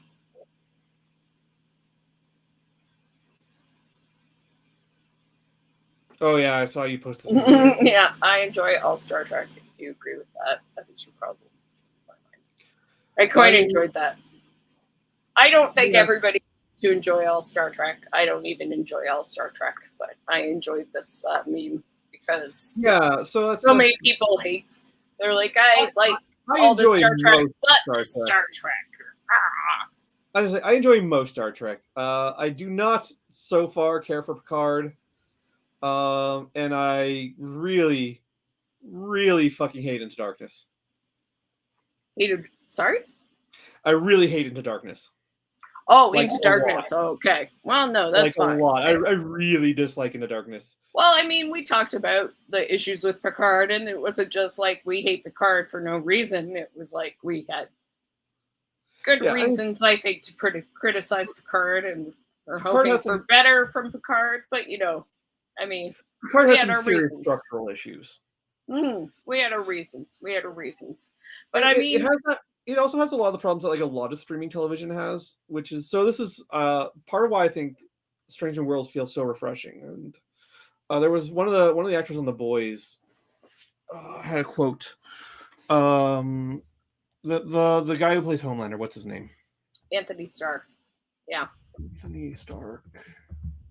Starr. 2 R's. Yeah. Quote. Who was doing like exceptional work if you're watching The Boys, just really exceptional work this season. It's hard to play that horrible person and have nuance to it. And he's really, really doing a great job of that. All right, I'm not finding the quote here, but it basically pertains to the idea that like a lot of streaming television has become very comfortable having like big stretches where nothing happens. And I mean, I think this is my problem with Picard. And I think this is partially why Strange New Worlds feels so refreshing. Because Strange New Worlds is episodic, not serialized. It means every episode something has to happen. Yeah, the Strange New Worlds and Lower Decks are actually the only 2 Star Trek shows, I think, that are doing that right now. They have character arcs, but not plot arcs. Yeah. So, I mean, I think Discovery got its footing in season 3 in season 4 where like they're hitting that point where like new developments are actually happening every episode. But like I really think this may be why I don't like season 1 or 2 is because like season 1 and 2 especially, and I mean to a less extent season 3, but season 3 was overall better, feels like there's a lot of fucking filler. Right? So it's like they got a story that maybe is 4 episodes of plot, they got to stretch out for 8. No, yeah, I get you, and I think that's part of it, and I think the episodic nature really helps the show.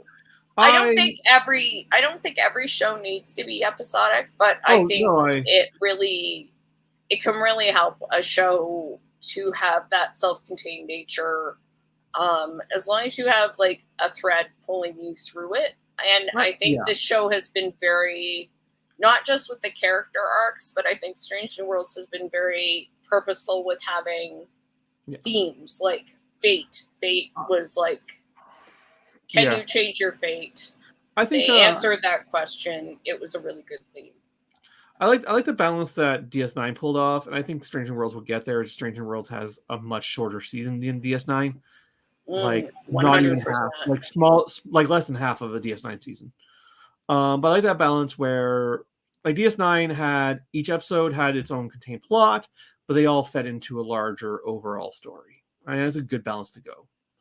And they really did try to connect most of those episodes to one of the themes, like largely to the fate theme. But there was like, you know, either the fate theme or the Gorn plot or something like that. Like there's the Gorn plot definitely is not interesting to me, but the rest of the show I'm really liking. I think it's less the Gorn plot and more like there's a fate theme and there's a war theme, Yeah. right? And I think the Gorn are part of that war theme. The Yeah. Romulans are part of I'm, that war theme. yeah. It's all there. I'm not vibing what they're doing with the Gorn. That's just my only big complaint with the show is I'm just super not vibing what they're doing with the Gorn. Other than that, I think the show is excellent. So, like, um, yeah, I don't even mind them doing the Gorn just need to be fleshed out. Like it's the same problem I have with a lot of this show, which is just that a lot of shit needs to be fleshed out, and a lot of that just comes to the fact that they're doing 10 episode seasons as opposed to 24 episode seasons. Mm. Like if this was like a PNG thing, it'd be different. I think it's true, and I think they could have maybe done that with tying some more stuff in to other characters that they chose to tie in, to certain people. I don't know. Like Child Murder Planet could have been tied into Una somehow. I don't know. I'm just thinking off the top of my head, but there could have been other ways to kind of so the flesh out people's backgrounds. The Child Murder Planet easily could have been. They could have made that about Una instead of easy. They just could have switched gender switched some things around, or not, or made Una queer, totally acceptable as well. But so I don't know. I just think I think a lot of this needs to be fleshed out still. Yeah, I still think this is the best first season of any Star Trek ever. Yeah. I think any issues we're having are basically nitpicks at this point. Because compared to Picard first Decks or Discovery first season or which I like, but definitely had flaws. Lower Decks might be on par with Strange New Worlds for first season. Lower Decks first season is excellent too. Yeah, it's hard to compare even with that because they're doing such different things. Even if you compare Strange New Worlds to 90s Trek, Strange New Worlds definitely holds up stronger than TNG season 1 than any of the other season 1s. Yeah, and I think even with Lower Decks, I remember more episodes that we didn't like in season 1 Lower Decks that we were iffy on. I seem to recall the only episode we didn't like in season 1 was the trial one. I remember us complaining a lot about season 2, but not season 1. We had a couple. There were a couple, but there were more episodes. I feel like there were. Yeah, the trial one we definitely did. I think if we go back, and look at it, the only episode where we hate this episode was the trial episode, which a lot of people seem to like, but man, none of us were on that list. No. I'm not saying we hated episodes, but there were more episodes that we were iffy on. Or not saying we didn't like. There were more episodes that we were iffy on than with Strange New Worlds, where there's maybe one episode that we're kind of meh. I think for me, I'm pretty par. Each because I remember the only episode of season 1 of Lower Decks I didn't like was the trial episode with the horn, and even then it had a lot of fun moments. It just wasn't nothing. There's a twist. The twist that it's all a party. There's nothing to build up to that. That's the episode with the Gordon wedding. Yeah, and I think the only episode this season that we really had much of an issue with was the Gorn episode, and it was mostly due to the Gorn and Hemmer dying. So the 2 episodes. I also didn't care that much for the other Gorn episode. I didn't hate it. I definitely, but the other Gorn episode where it's like a submarine movie. Where Memento Mori, yeah. Well, I liked it mostly because it was dealing with that situation, right? Dealing with the trauma. I didn't hate it. Whereas the Gorn episode, the more I think the sort of the alien parody episode, episode. I liked it more because it was an alien tribute than specifically because of the Gorn. I don't know. The more I think about that episode, the less I like it. So. Well, like we said at the time, it was more like the Gorn were used to shoehorn into an alien metaphor to be That's an alien exactly it. tribute than to actually Oh be the yeah. Gorn. So I think that And was another hand wave thing where it's like, well, the Gorn will be aliens and they're just going to work the way we need to for this alien episode. yeah, I think that really hampers the Gorn's further development. Yeah, like I mean, I I think that think it's episode I think that episode's going to cause problems for them later. yeah. See, like this is the thing. I think it's fine to hand wave things in continuity or canon or whatever A specific if it show, if it works for a reason. Like if yeah, it's like we need it for this timeline, we need these people here. But if it's just it would be cool to have an alien episode and we need to yeah, hand wave it to work for the alien episode. That's not a yeah. good enough reason, I feel like. That's sort of it. And I also think a show has so even if I don't think Strange New Worlds should hamper itself too much by by continuity for TOS or TNG or whatever. I Mhm. do think Strange New Worlds needs to be true to its own internal continuity. Yeah, don't hand wave things just to do something cool Yeah. because it's like So a like cool thing. Yeah. don't worry about what other Star Trek shows have done. Do your Mhm. thing, but make sure your thing is internally consistent within your show. So you're like your whole thing is you can hand wave continuity, but don't hand wave canon unless there's a Mm, good reason for it. Like you no, can change. I am more. My position is more that any individual show needs to be internally consistent within itself. I don't Okay, so care. the show needs an internally consistent Yeah, canon as long as it yeah, makes sense in the show, and yeah. they As long as it kind makes of sense within change the stuff in show. the show. Yeah, Yeah, don't worry too much about what other Star Treks are doing, but make sure that you are consistent within yourself. yeah, because the Gorn changed the nature of the Gorn.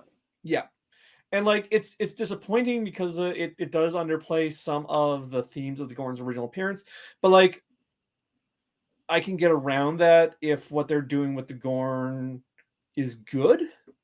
We'll see. I just don't like. We'll see what they do with the Gorn in season 2. Like I might change my tune depending on where the Gorn go from here.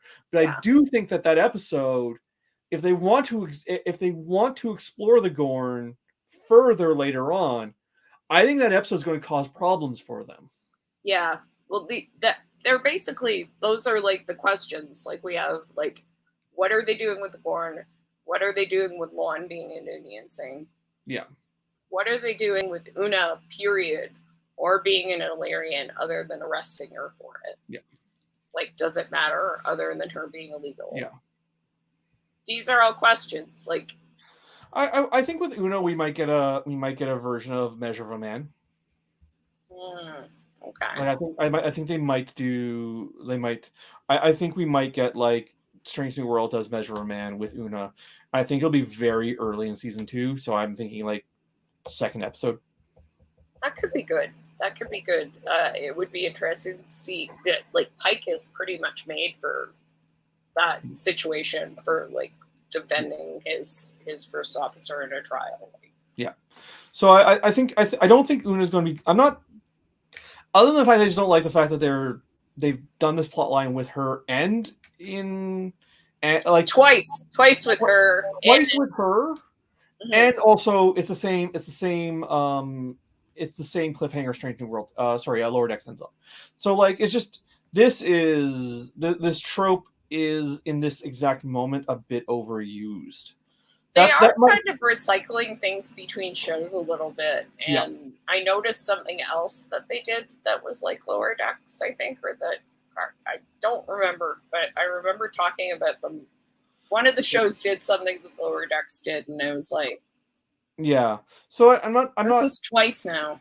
I'm not against them inherently arresting Una, and like I think that I don't, especially because I don't think she's gonna be gone from the Shanglong. I'll be shocked if she's not back on the Enterprise in prominence by episode 3 of season 2. I'll be shocked if she's not put back on the Enterprise really quickly. But it's so my issue isn't so much that she got arrested because I think it's a bad plotline or whatever. It's just they've done this. Right? 100%. Yeah. So, and I mean, the fact that it's Starfleet doesn't change the fact that they've done this, and yeah. you know, they've done it on another show. So Yeah, it and is. like and even within like the same Well, I mean, it is the same because yeah, it's like they're like doing the same cliffhanger, and then we're about to go in 2 weeks. yeah, Well, no, sorry, like 4 weeks. We're about to go into 4 or 5 weeks. I don't know, yeah, 6 weeks. We're gonna go into another show where they're picking up from the cliffhanger. yeah. That's So exactly the it's same not thing. even it's not even it's not like this is a cliffhanger that TNG ended on. Hmm. It's the Oh, well, show that we're immediately going yeah, into in like a month and a half. yeah. So it's just like so we're sitting on two shows that have just ended with the same cliffhanger. Well, not just in it, but yeah, like they're right next to each other, Yeah, basically. like The it. continuation of the show with the same cliffhanger as the show that just ended Yeah, is picking exactly, up. Yeah, exactly. they're running Like, right into each other. and also once again, this is also where we started with this character. Yes. So they're just putting her back to where she was. So those two things really do annoy me. It's not going to make me enjoy the show less, but they're annoying. Just because like It's irritating. um, It's yeah, irritating, yeah. yeah, and but like I said, these are I can get around them. I've overall loved Strange New Worlds. I think it has been such a breath of fresh air for Trek. It's been a lot of fun. It's been a fun show. It's been really enjoyable to watch. We haven't had too much to complain about with it, honestly. So Yeah, I mean, like all things considered, the things that we would like to happen yeah, or the things that we have issue with are minor. I think. and it comes down to one episode. Like there's one episode I didn't like. And so like whenever we talk about things I don't like about it, we always keep coming back to the same episode because it's the only episode I don't like. Well, I mean, and there are the same things, and it's just a matter of finding time to put some more depth Yeah, into a few yeah. things, and that maybe there's like a few nitpicky things per episode Yeah, that we've had issue with, and more I or mean less. the lack of depth is a result of just them having really short 10 seasons. episodes, yeah, Yeah, basically, and basically. for like some shows, I like the short seasons because I have a short attention span. Like Marvel shows being 6 episodes long is great Hmm. because I mean, a lot of the Marvel shows should have been edited into a movie. Like Obi-Wan did not. 6 episodes is too long for Obi-Wan. Obi-Wan's good, but it doesn't. It should have been a 2 hour, 3 hour movie, not a 6 hour miniseries. Hmm. And I think that comes down to what my problem with Obi-Wan was. It's just too long. But like I think a lot of the Marvel shows, like Miss Marvel, I just binge watched all of Miss Marvel in one sitting. Which is great And when you can do that with it. yeah, Like, yeah, you can just take 6 hours and or like 5 hours, 5.5, and just like I do that. I genuinely believe Bam, that Miss Marvel is the best of all the Marvel shows. that's great, awesome. Hawkeye being no one seems to like Hawkeye, which is weird because I genuinely think it's the second best. It's structurally the best. It It's because is, but people hate Jeremy Renner. That's I all. mean he's not particularly likable, but he's good in the show, and it's the least ambitious of all the Marvel shows. It's just Marvel being it's just Marvel being like, let's just do what we do. Like Mhm. so it's the least ambitious, but because it's least ambitious, it has the least that goes wrong with it.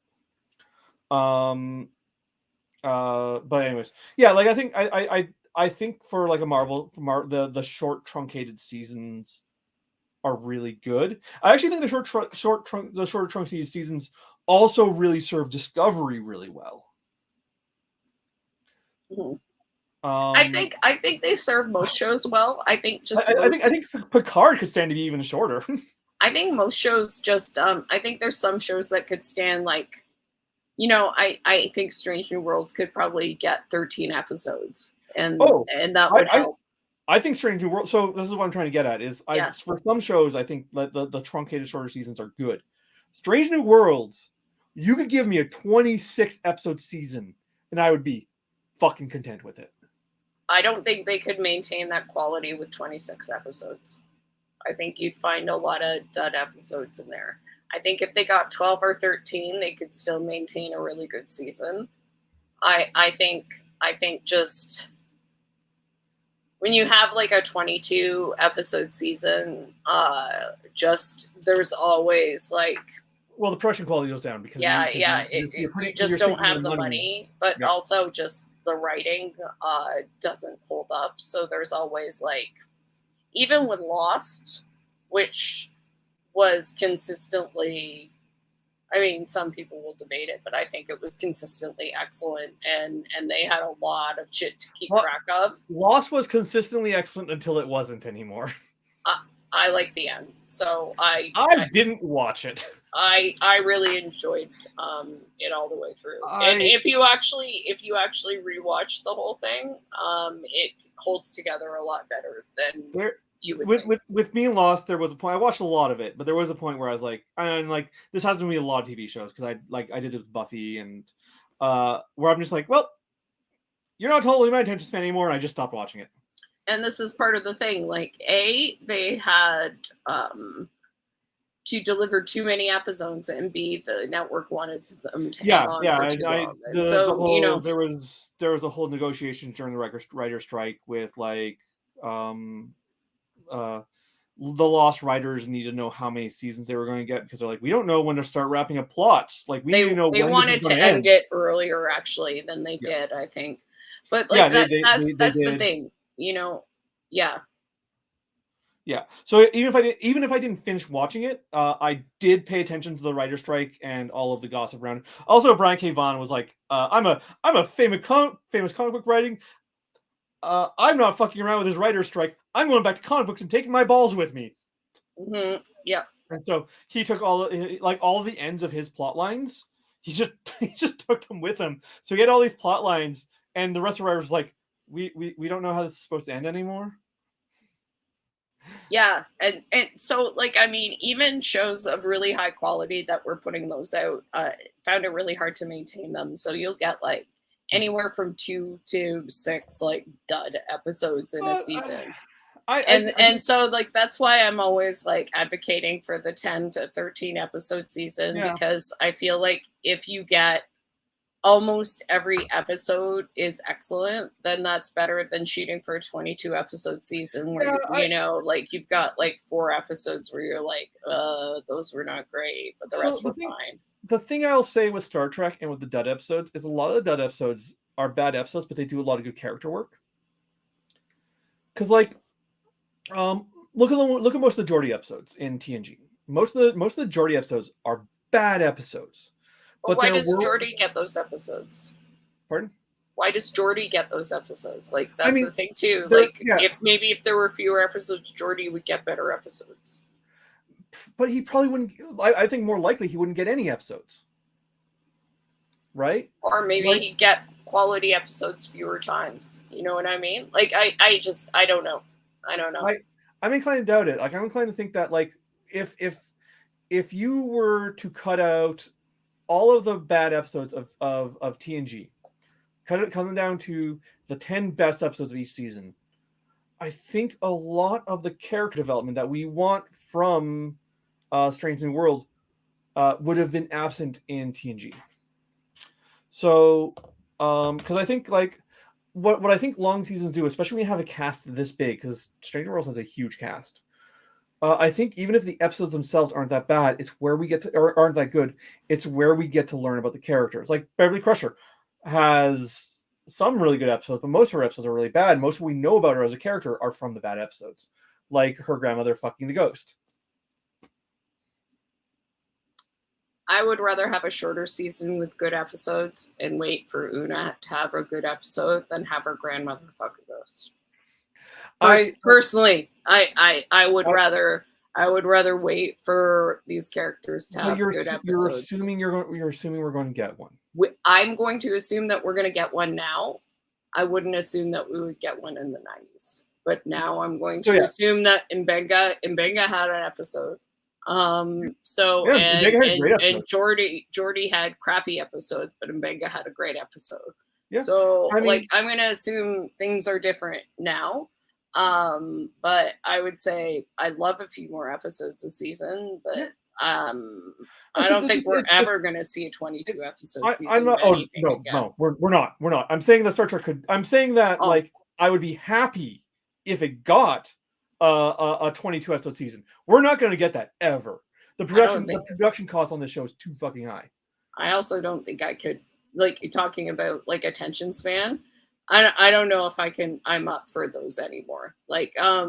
I So mean, I'm that's up the other for issue. rewatching those things, but like trying to get through Alias, even like, we were Oh, yeah, trying yeah. to rewatch Alias, and Alias has a huge amount of done episodes, and there are Oscar winners in Yeah. Alias now. There are Oscar winning actors in Alias, and Yeah. I am bored out of my skull in some of Yeah. them. So I mean, yeah. So I also run into this issue where like, do I have the attention span? Because like I was trying to rewatch all the Star Trek, and I got through a huge fucking chunk of it, but I eventually did fall off. I do intend to go back at some point. But yeah, it's a lot of fucking media. There's a lot of fucking Star Trek out there. I think one of the things with a 22 episode season that we often forget about too is that it actually happened weekly and not always weekly. It would be like 10 weeks and then a 4 to 5 week break and then Yeah. another 2 5 weeks and then a week break and then 2 weeks and a week break. Like we didn't have episodes all the time. We had times of reruns and But I mean, you had to wait for new episodes, and but, now with streaming, it's like 6 weeks, a new episode every day, every week, or keep just in all at mind, once, bam. we are getting a 22 episode season with Prodigy. Yeah, just split into two, which I Yeah, mean is split in probably three. because it's a kids show. I guess I don't know. So like I said, if like what, so I guess this is what I'm trying to get at, is that like if they did, like if we got if we got Strange New Worlds as a 22 episode season and they split up into three like they did with Prodigy, I'd be cool with that. Mm. That being said, I actually think Prodigy's a little bit too long. I think Prodigy could serve to be shorter. Prodigy also probably like they could probably do a 22 episode Lower Deck season too, just because of the animation and it's easier. Yeah. Like the same with Prodigy, like all they need to Well, do is people need to record their voices and yeah. it's a whole different thing. Or- Like with Strange New Worlds, they're like spending it's like The Boys or anything else. They're spending Production 6 months costs of the through the year. Well, they're also 6 months up here. It's an ensemble show, much like a lot of the shows, like we were saying, it's a huge cast. So like there's a lot of people sitting around doing nothing a lot of the time. Which you can totally come and hang out with us guys, like Strange New Worlds cast. Well, if you're so bored in Toronto and you have nothing to do, please come be on the stream. What's the name of the woman who plays Uhura? What's Celia Rose Gooding. So she was tweeting about how she's probably just going to stay in Canada. She was just like, "Fuck it, I'm staying here." Come hang out with us, Celia Rose Gooding. Be on the stream. Come play. I don't know, something. We'll run a game for you, whatever. But yeah, I mean, I am just saying, like, even if you like, there's probably a lot of time. I'm sure everybody has a life, like, to do stuff. But if if you've got kids or something, like Rebecca Romaine is away from her kids for 6 months or something like that, right? That's gotta be unless Jerry O'Connell moves up here too. They're all here. In which case, come hang out with us. But yeah, like I mean, it's a different product. It's also just a different production culture, right? Like all of those old shows like TNG, they're all filmed in Hollywood, and they're just not filmed in Hollywood anymore. So yeah, it is. Like, I mean, even Lost was really tough on people because they had to film in Hollywood. I mean, in Hawaii. Yeah. So they were like, people were buying houses out there after a while. And, like that's tough. I mean, if you're from Toronto, I'm sure it's great. Like half of the actors we see on the show, it's like, hey, I know that person from 5,000 sci-fi shows in Canada.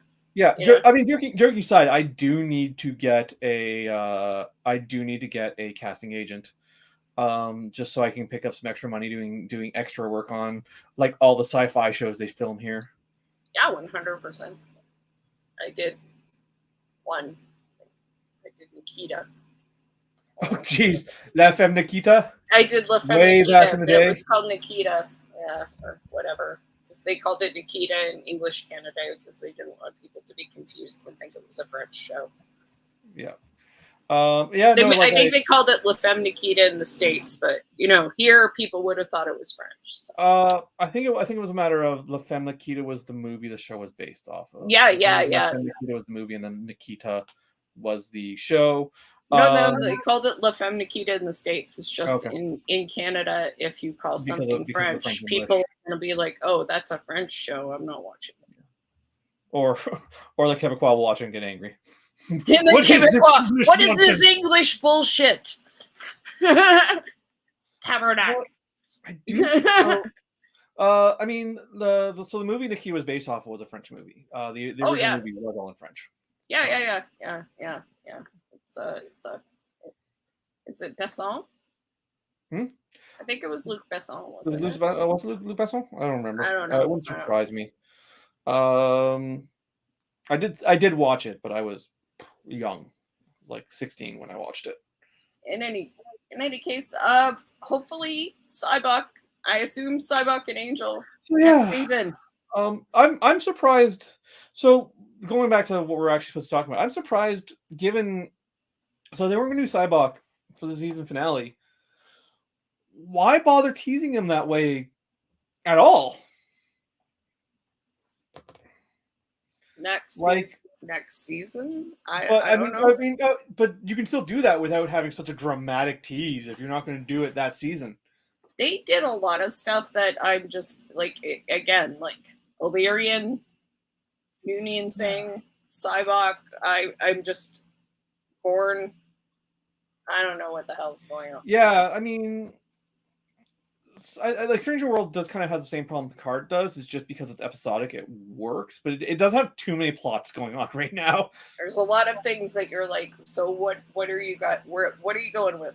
What are you going with, y'all? On the other hand, like it kind of just works because it is so episodic. But it's the same thing with Picard has. But once again, at least with Strange New Worlds, you get episode dedicated to this topic, episode dedicated to this topic, episode this dedicated to this topic. Unlike Picard, where you're like every episode dedicated to every topic. Mm. Yeah, this is not 3 shows in a trench coat. Yeah, but I do think I wish Strange New World was a bit more simple about what its ongoing long-term plots are. My complaint, like I really am enjoying the show. Except for the Gorn plot. The Gorn plot I'm really not vibing with. But like I do wish that I was also never huge on Una being the Larian because it just seemed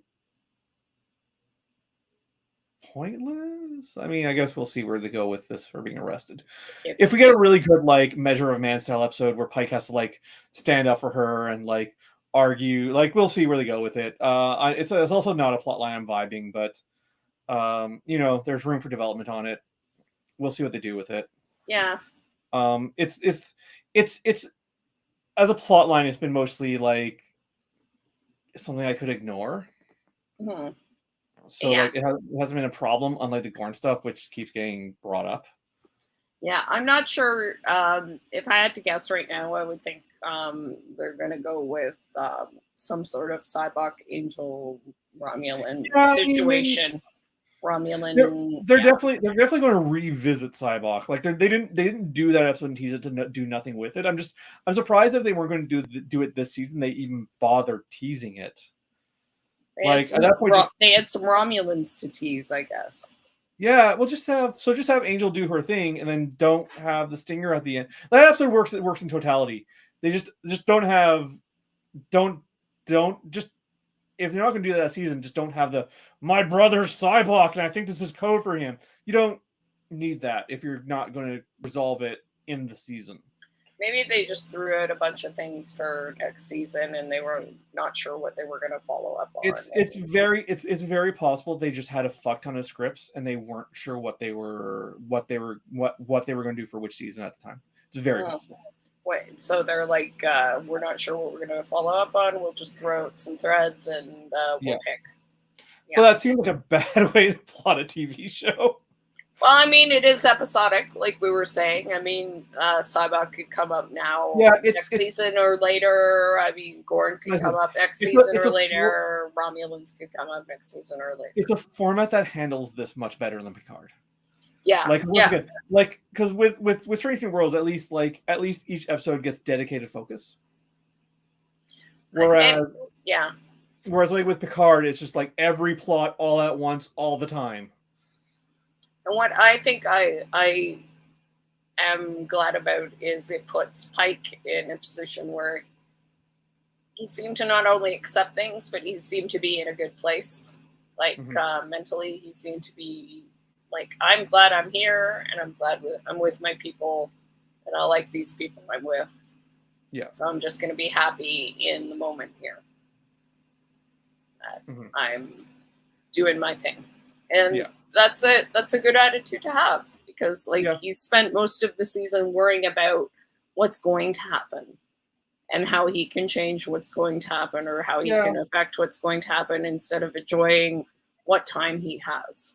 Yeah, I mean, going back to the Una plot, Starfleet clearly allows genetically engineered people in because they know that Talon is genetically engineered. They would have to. They discuss it in the first episode. Yeah, I think it's that Una lied about it. Exactly what it is. But like, that's like, hey, they either that's a we either kick you out or we demote you situation, not a we throw you in prison for 7 years situation. Yeah, I know.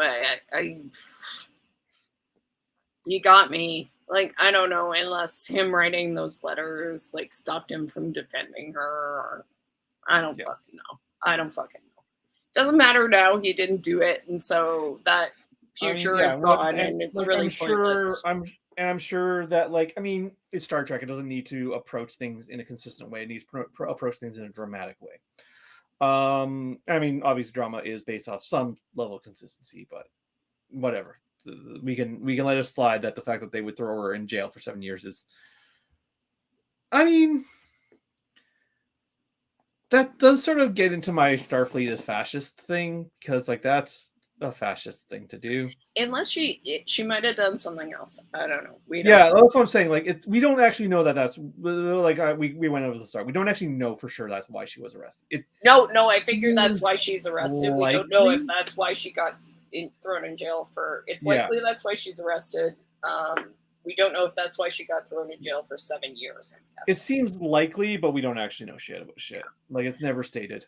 And unfortunately, you're probably still gonna have the Kirk that you don't like next season. Oh, he's sticking around for sure. Yeah. I'm just gonna have to deal with that. That is what it is. Maybe he'll be more I don't hate the character he's playing. I just don't think that is Kirk.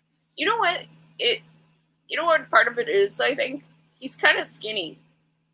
Yeah.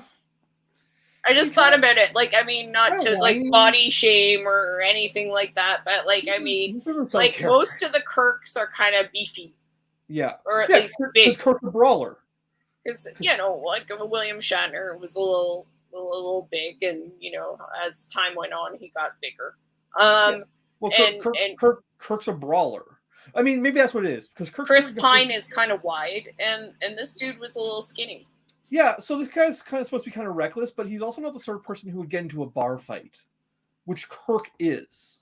No, he looks like the kind of guy who would wait for his time in the bar fight and then shiv someone with a broken bottle.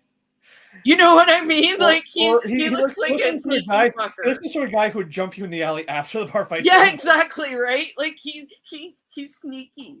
He's a sneaky fucker. Yeah, so he doesn't. So I think it's what it is. Is that yeah, I think you've hit it. I think it's the idea is that I don't think it's a physical size, but I do think it's Kirk is a brawler.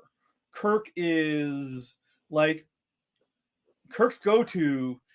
If someone is imposing in front of him and trying to, Kirk will just punch them. This guy doesn't give you that energy. Which is interesting because isn't Kirk supposed to be a smart guy though, a strategist? But that's never Sure, how but he's been played, right? and I mean, you can be a strategist and still Punchy. be like battlefield strategy is a thing. Like you can be like, I'm quick on my feet and know what I'm doing and I'm good in a like. He's There's a aggressive. He's aggressive, is what it is. Like it's like they said in the thing. Like Pike is willing to talk, and Kirk is like aggressive. Kirk. I mean, the whole thing with the Kirk episode, with the Gorn episode with Kirk, is that Kirk, this godlike entity takes the Gorn captain and takes Kirk, beams him down on a planet, is just like, and now fight, and Kirk's just like, all right.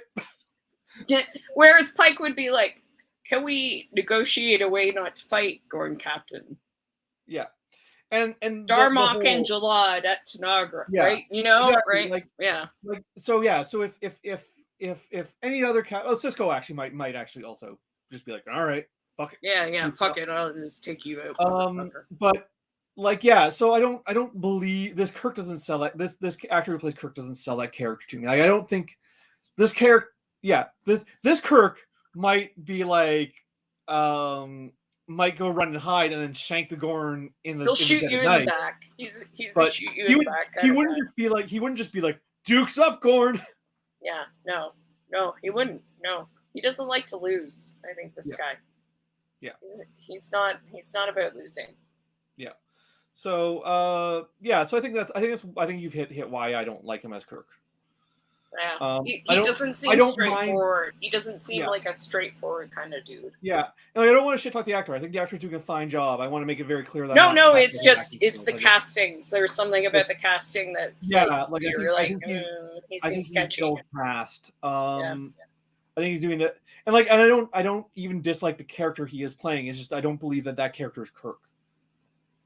Yeah, there's something about the character that's very different from most of the Kirk interpretations, which doesn't mean it's wrong. It just means that's what they're doing. Like, obviously, he's directed to do this. And it goes, and I mean, ultimately, it does go into what I was saying earlier, which is I don't think Strange New World should be beholden to the version of Kirk that I imagine. Like, they do need to do their own thing. And ultimately, it's for me to resolve that, not for the show to cater to my expectations. We also shouldn't be expecting people to act like other people, especially when people's acting styles. Like, I'm not going to say their acting ability is different, but their acting styles are very different. Yeah, and and also, like I said, it's. They're giving me a thing, and it's for me. It's if I don't like it, like I'm under no obligation to like it, but I have to resolve that. They don't need to resolve it for me. Yeah, totally. But I also ran into this with The Expanse. Like, I did not like who they cast for Holden. I eventually got used to it. And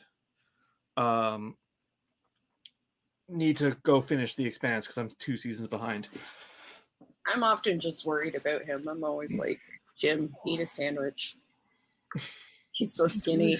He's so skinny. And I mean, it works later, when he's supposed to be, I always just, a big part of, with the cancer. With the cancer, when he's supposed to have radiation cancer, sure. But I'm like, my God, Stephen Strait, are you okay? Like, part of it is I always just pictured when I was reading the books, I always just picture Holden older than he is cast.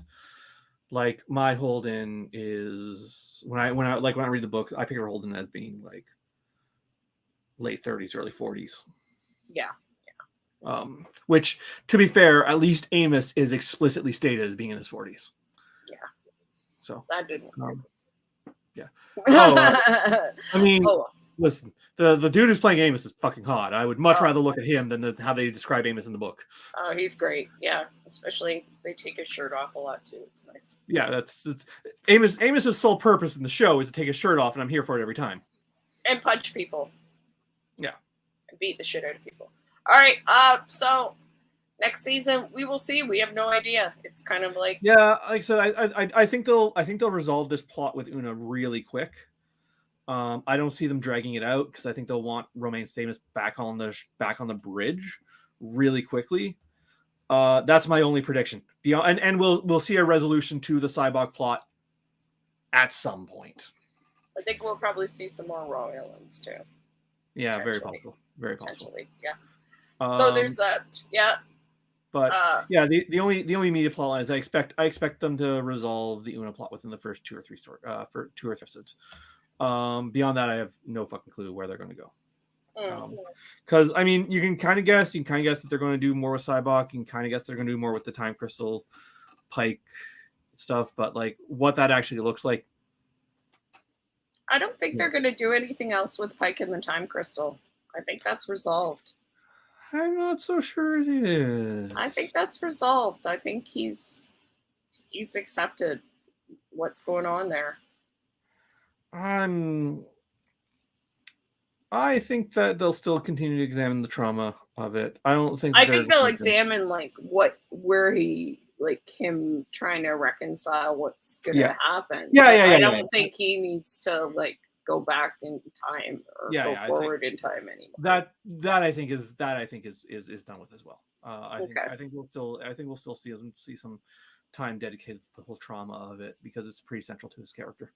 Oh yeah, for sure. I think he's just in a better place with it right now, which is nice to see because, also, like I said, him just like living in the future where things are bad is not a good place for him. Also, we didn't talk about it. I love the fact that they brought back the red uniform. Yeah, the Admiral uniform. Yeah, the red and white uniform from the movies. The dress uniform. Yeah. Well, it's not even the dress uniform. Everyone in the movies, everyone wears that uniform. That's just the start. Oh, okay. I thought it was like a dress uniform. Nope, that is in Star Trek 2, 3, 4, 5, and 6, and also Picard wears it when you see young Picard in TNG. I remember the movies having it. Yeah, it's from the movies, but also like I said, young Picard also does wear it when you see like Picard in has hair. Yeah. It's one of my favorite uniforms. I'm always happy to see it back. I love the updates they did to it to make it more in line with the current fashion.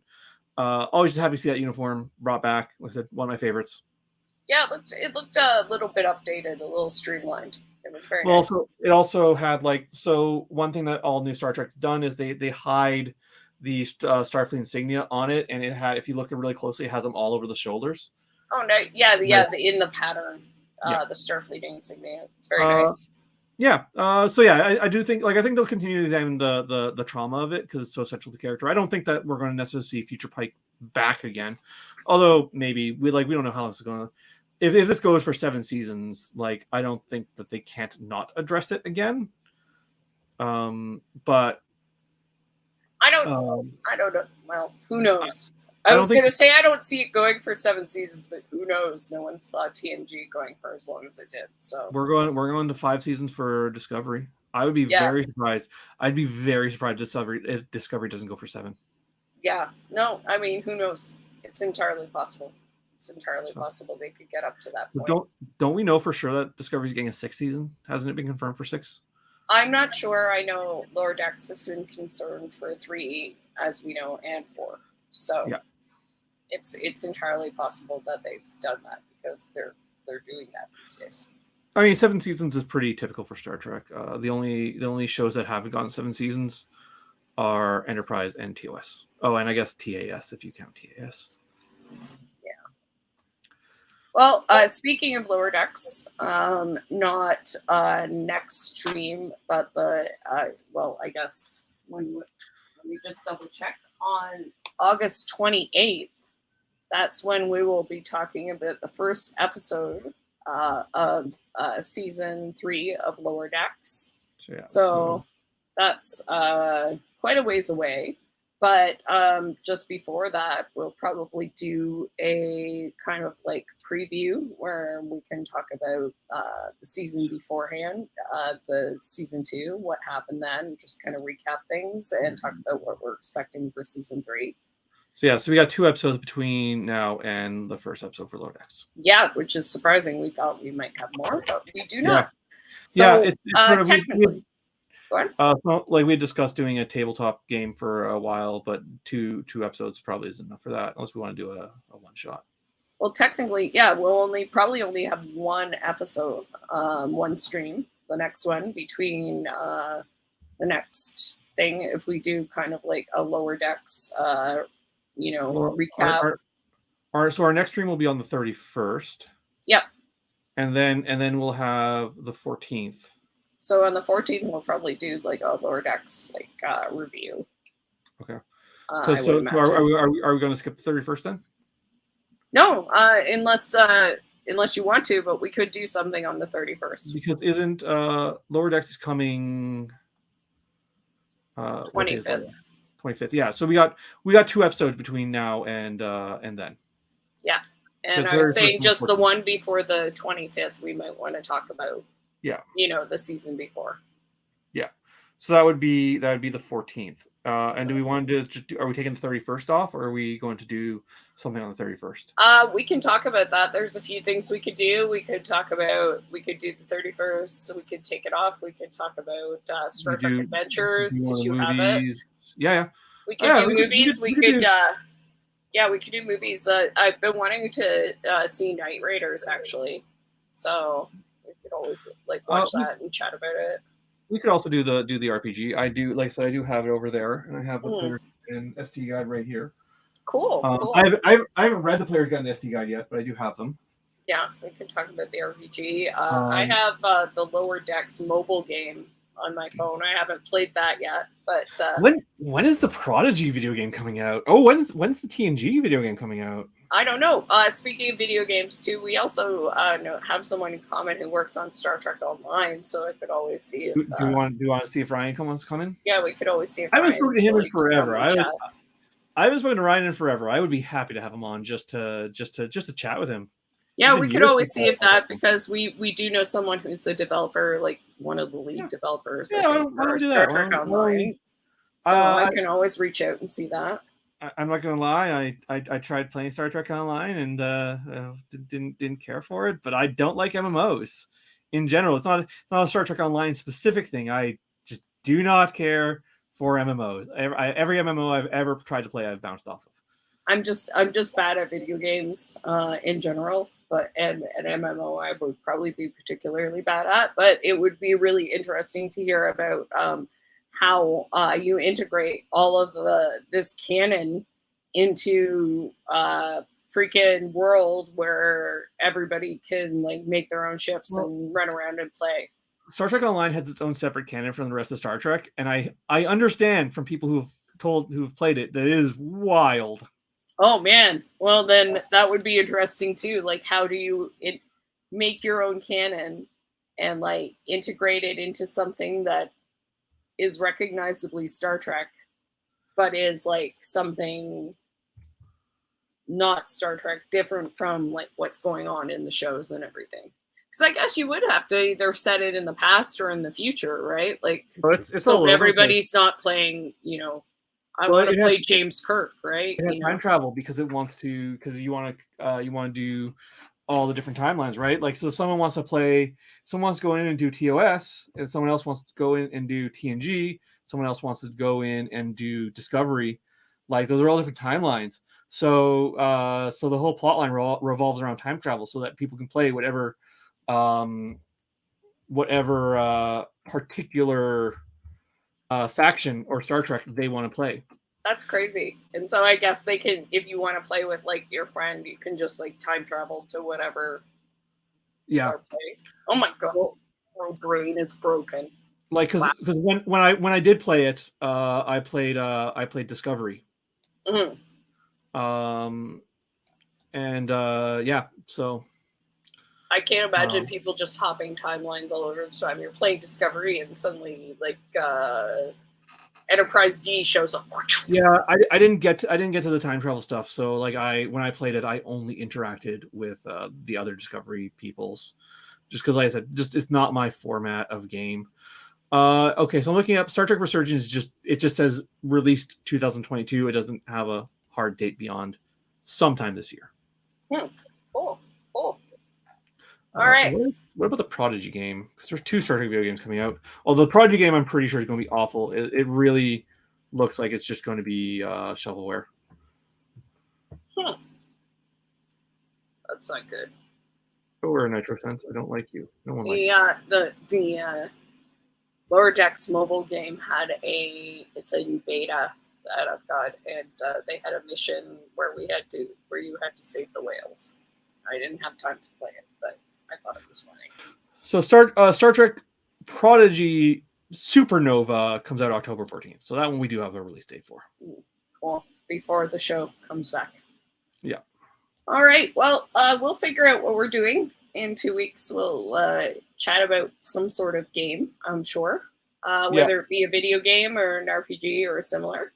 And 2 weeks after that, we'll be reviewing what happened on Lower Decks, which I'll probably have to rewatch and refresh myself on.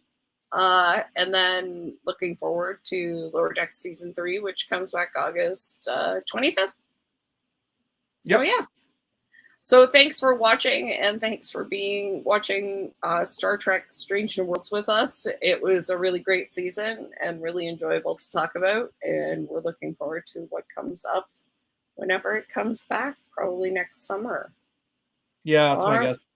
So they just finished filming it, so that means they're probably going to be like 6 months to 6 to 8 months of post-production. So I wouldn't expect it back until like next spring at least. Yeah, probably around the same time. Well, next spring. Yeah, that would make sense. Run it through until the summer. Yeah. All right. Well, everyone, enjoy your evening. Thanks so much for sticking around, and we'll talk to you soon. Have a great evening. Cheers. Bye. Bye-bye.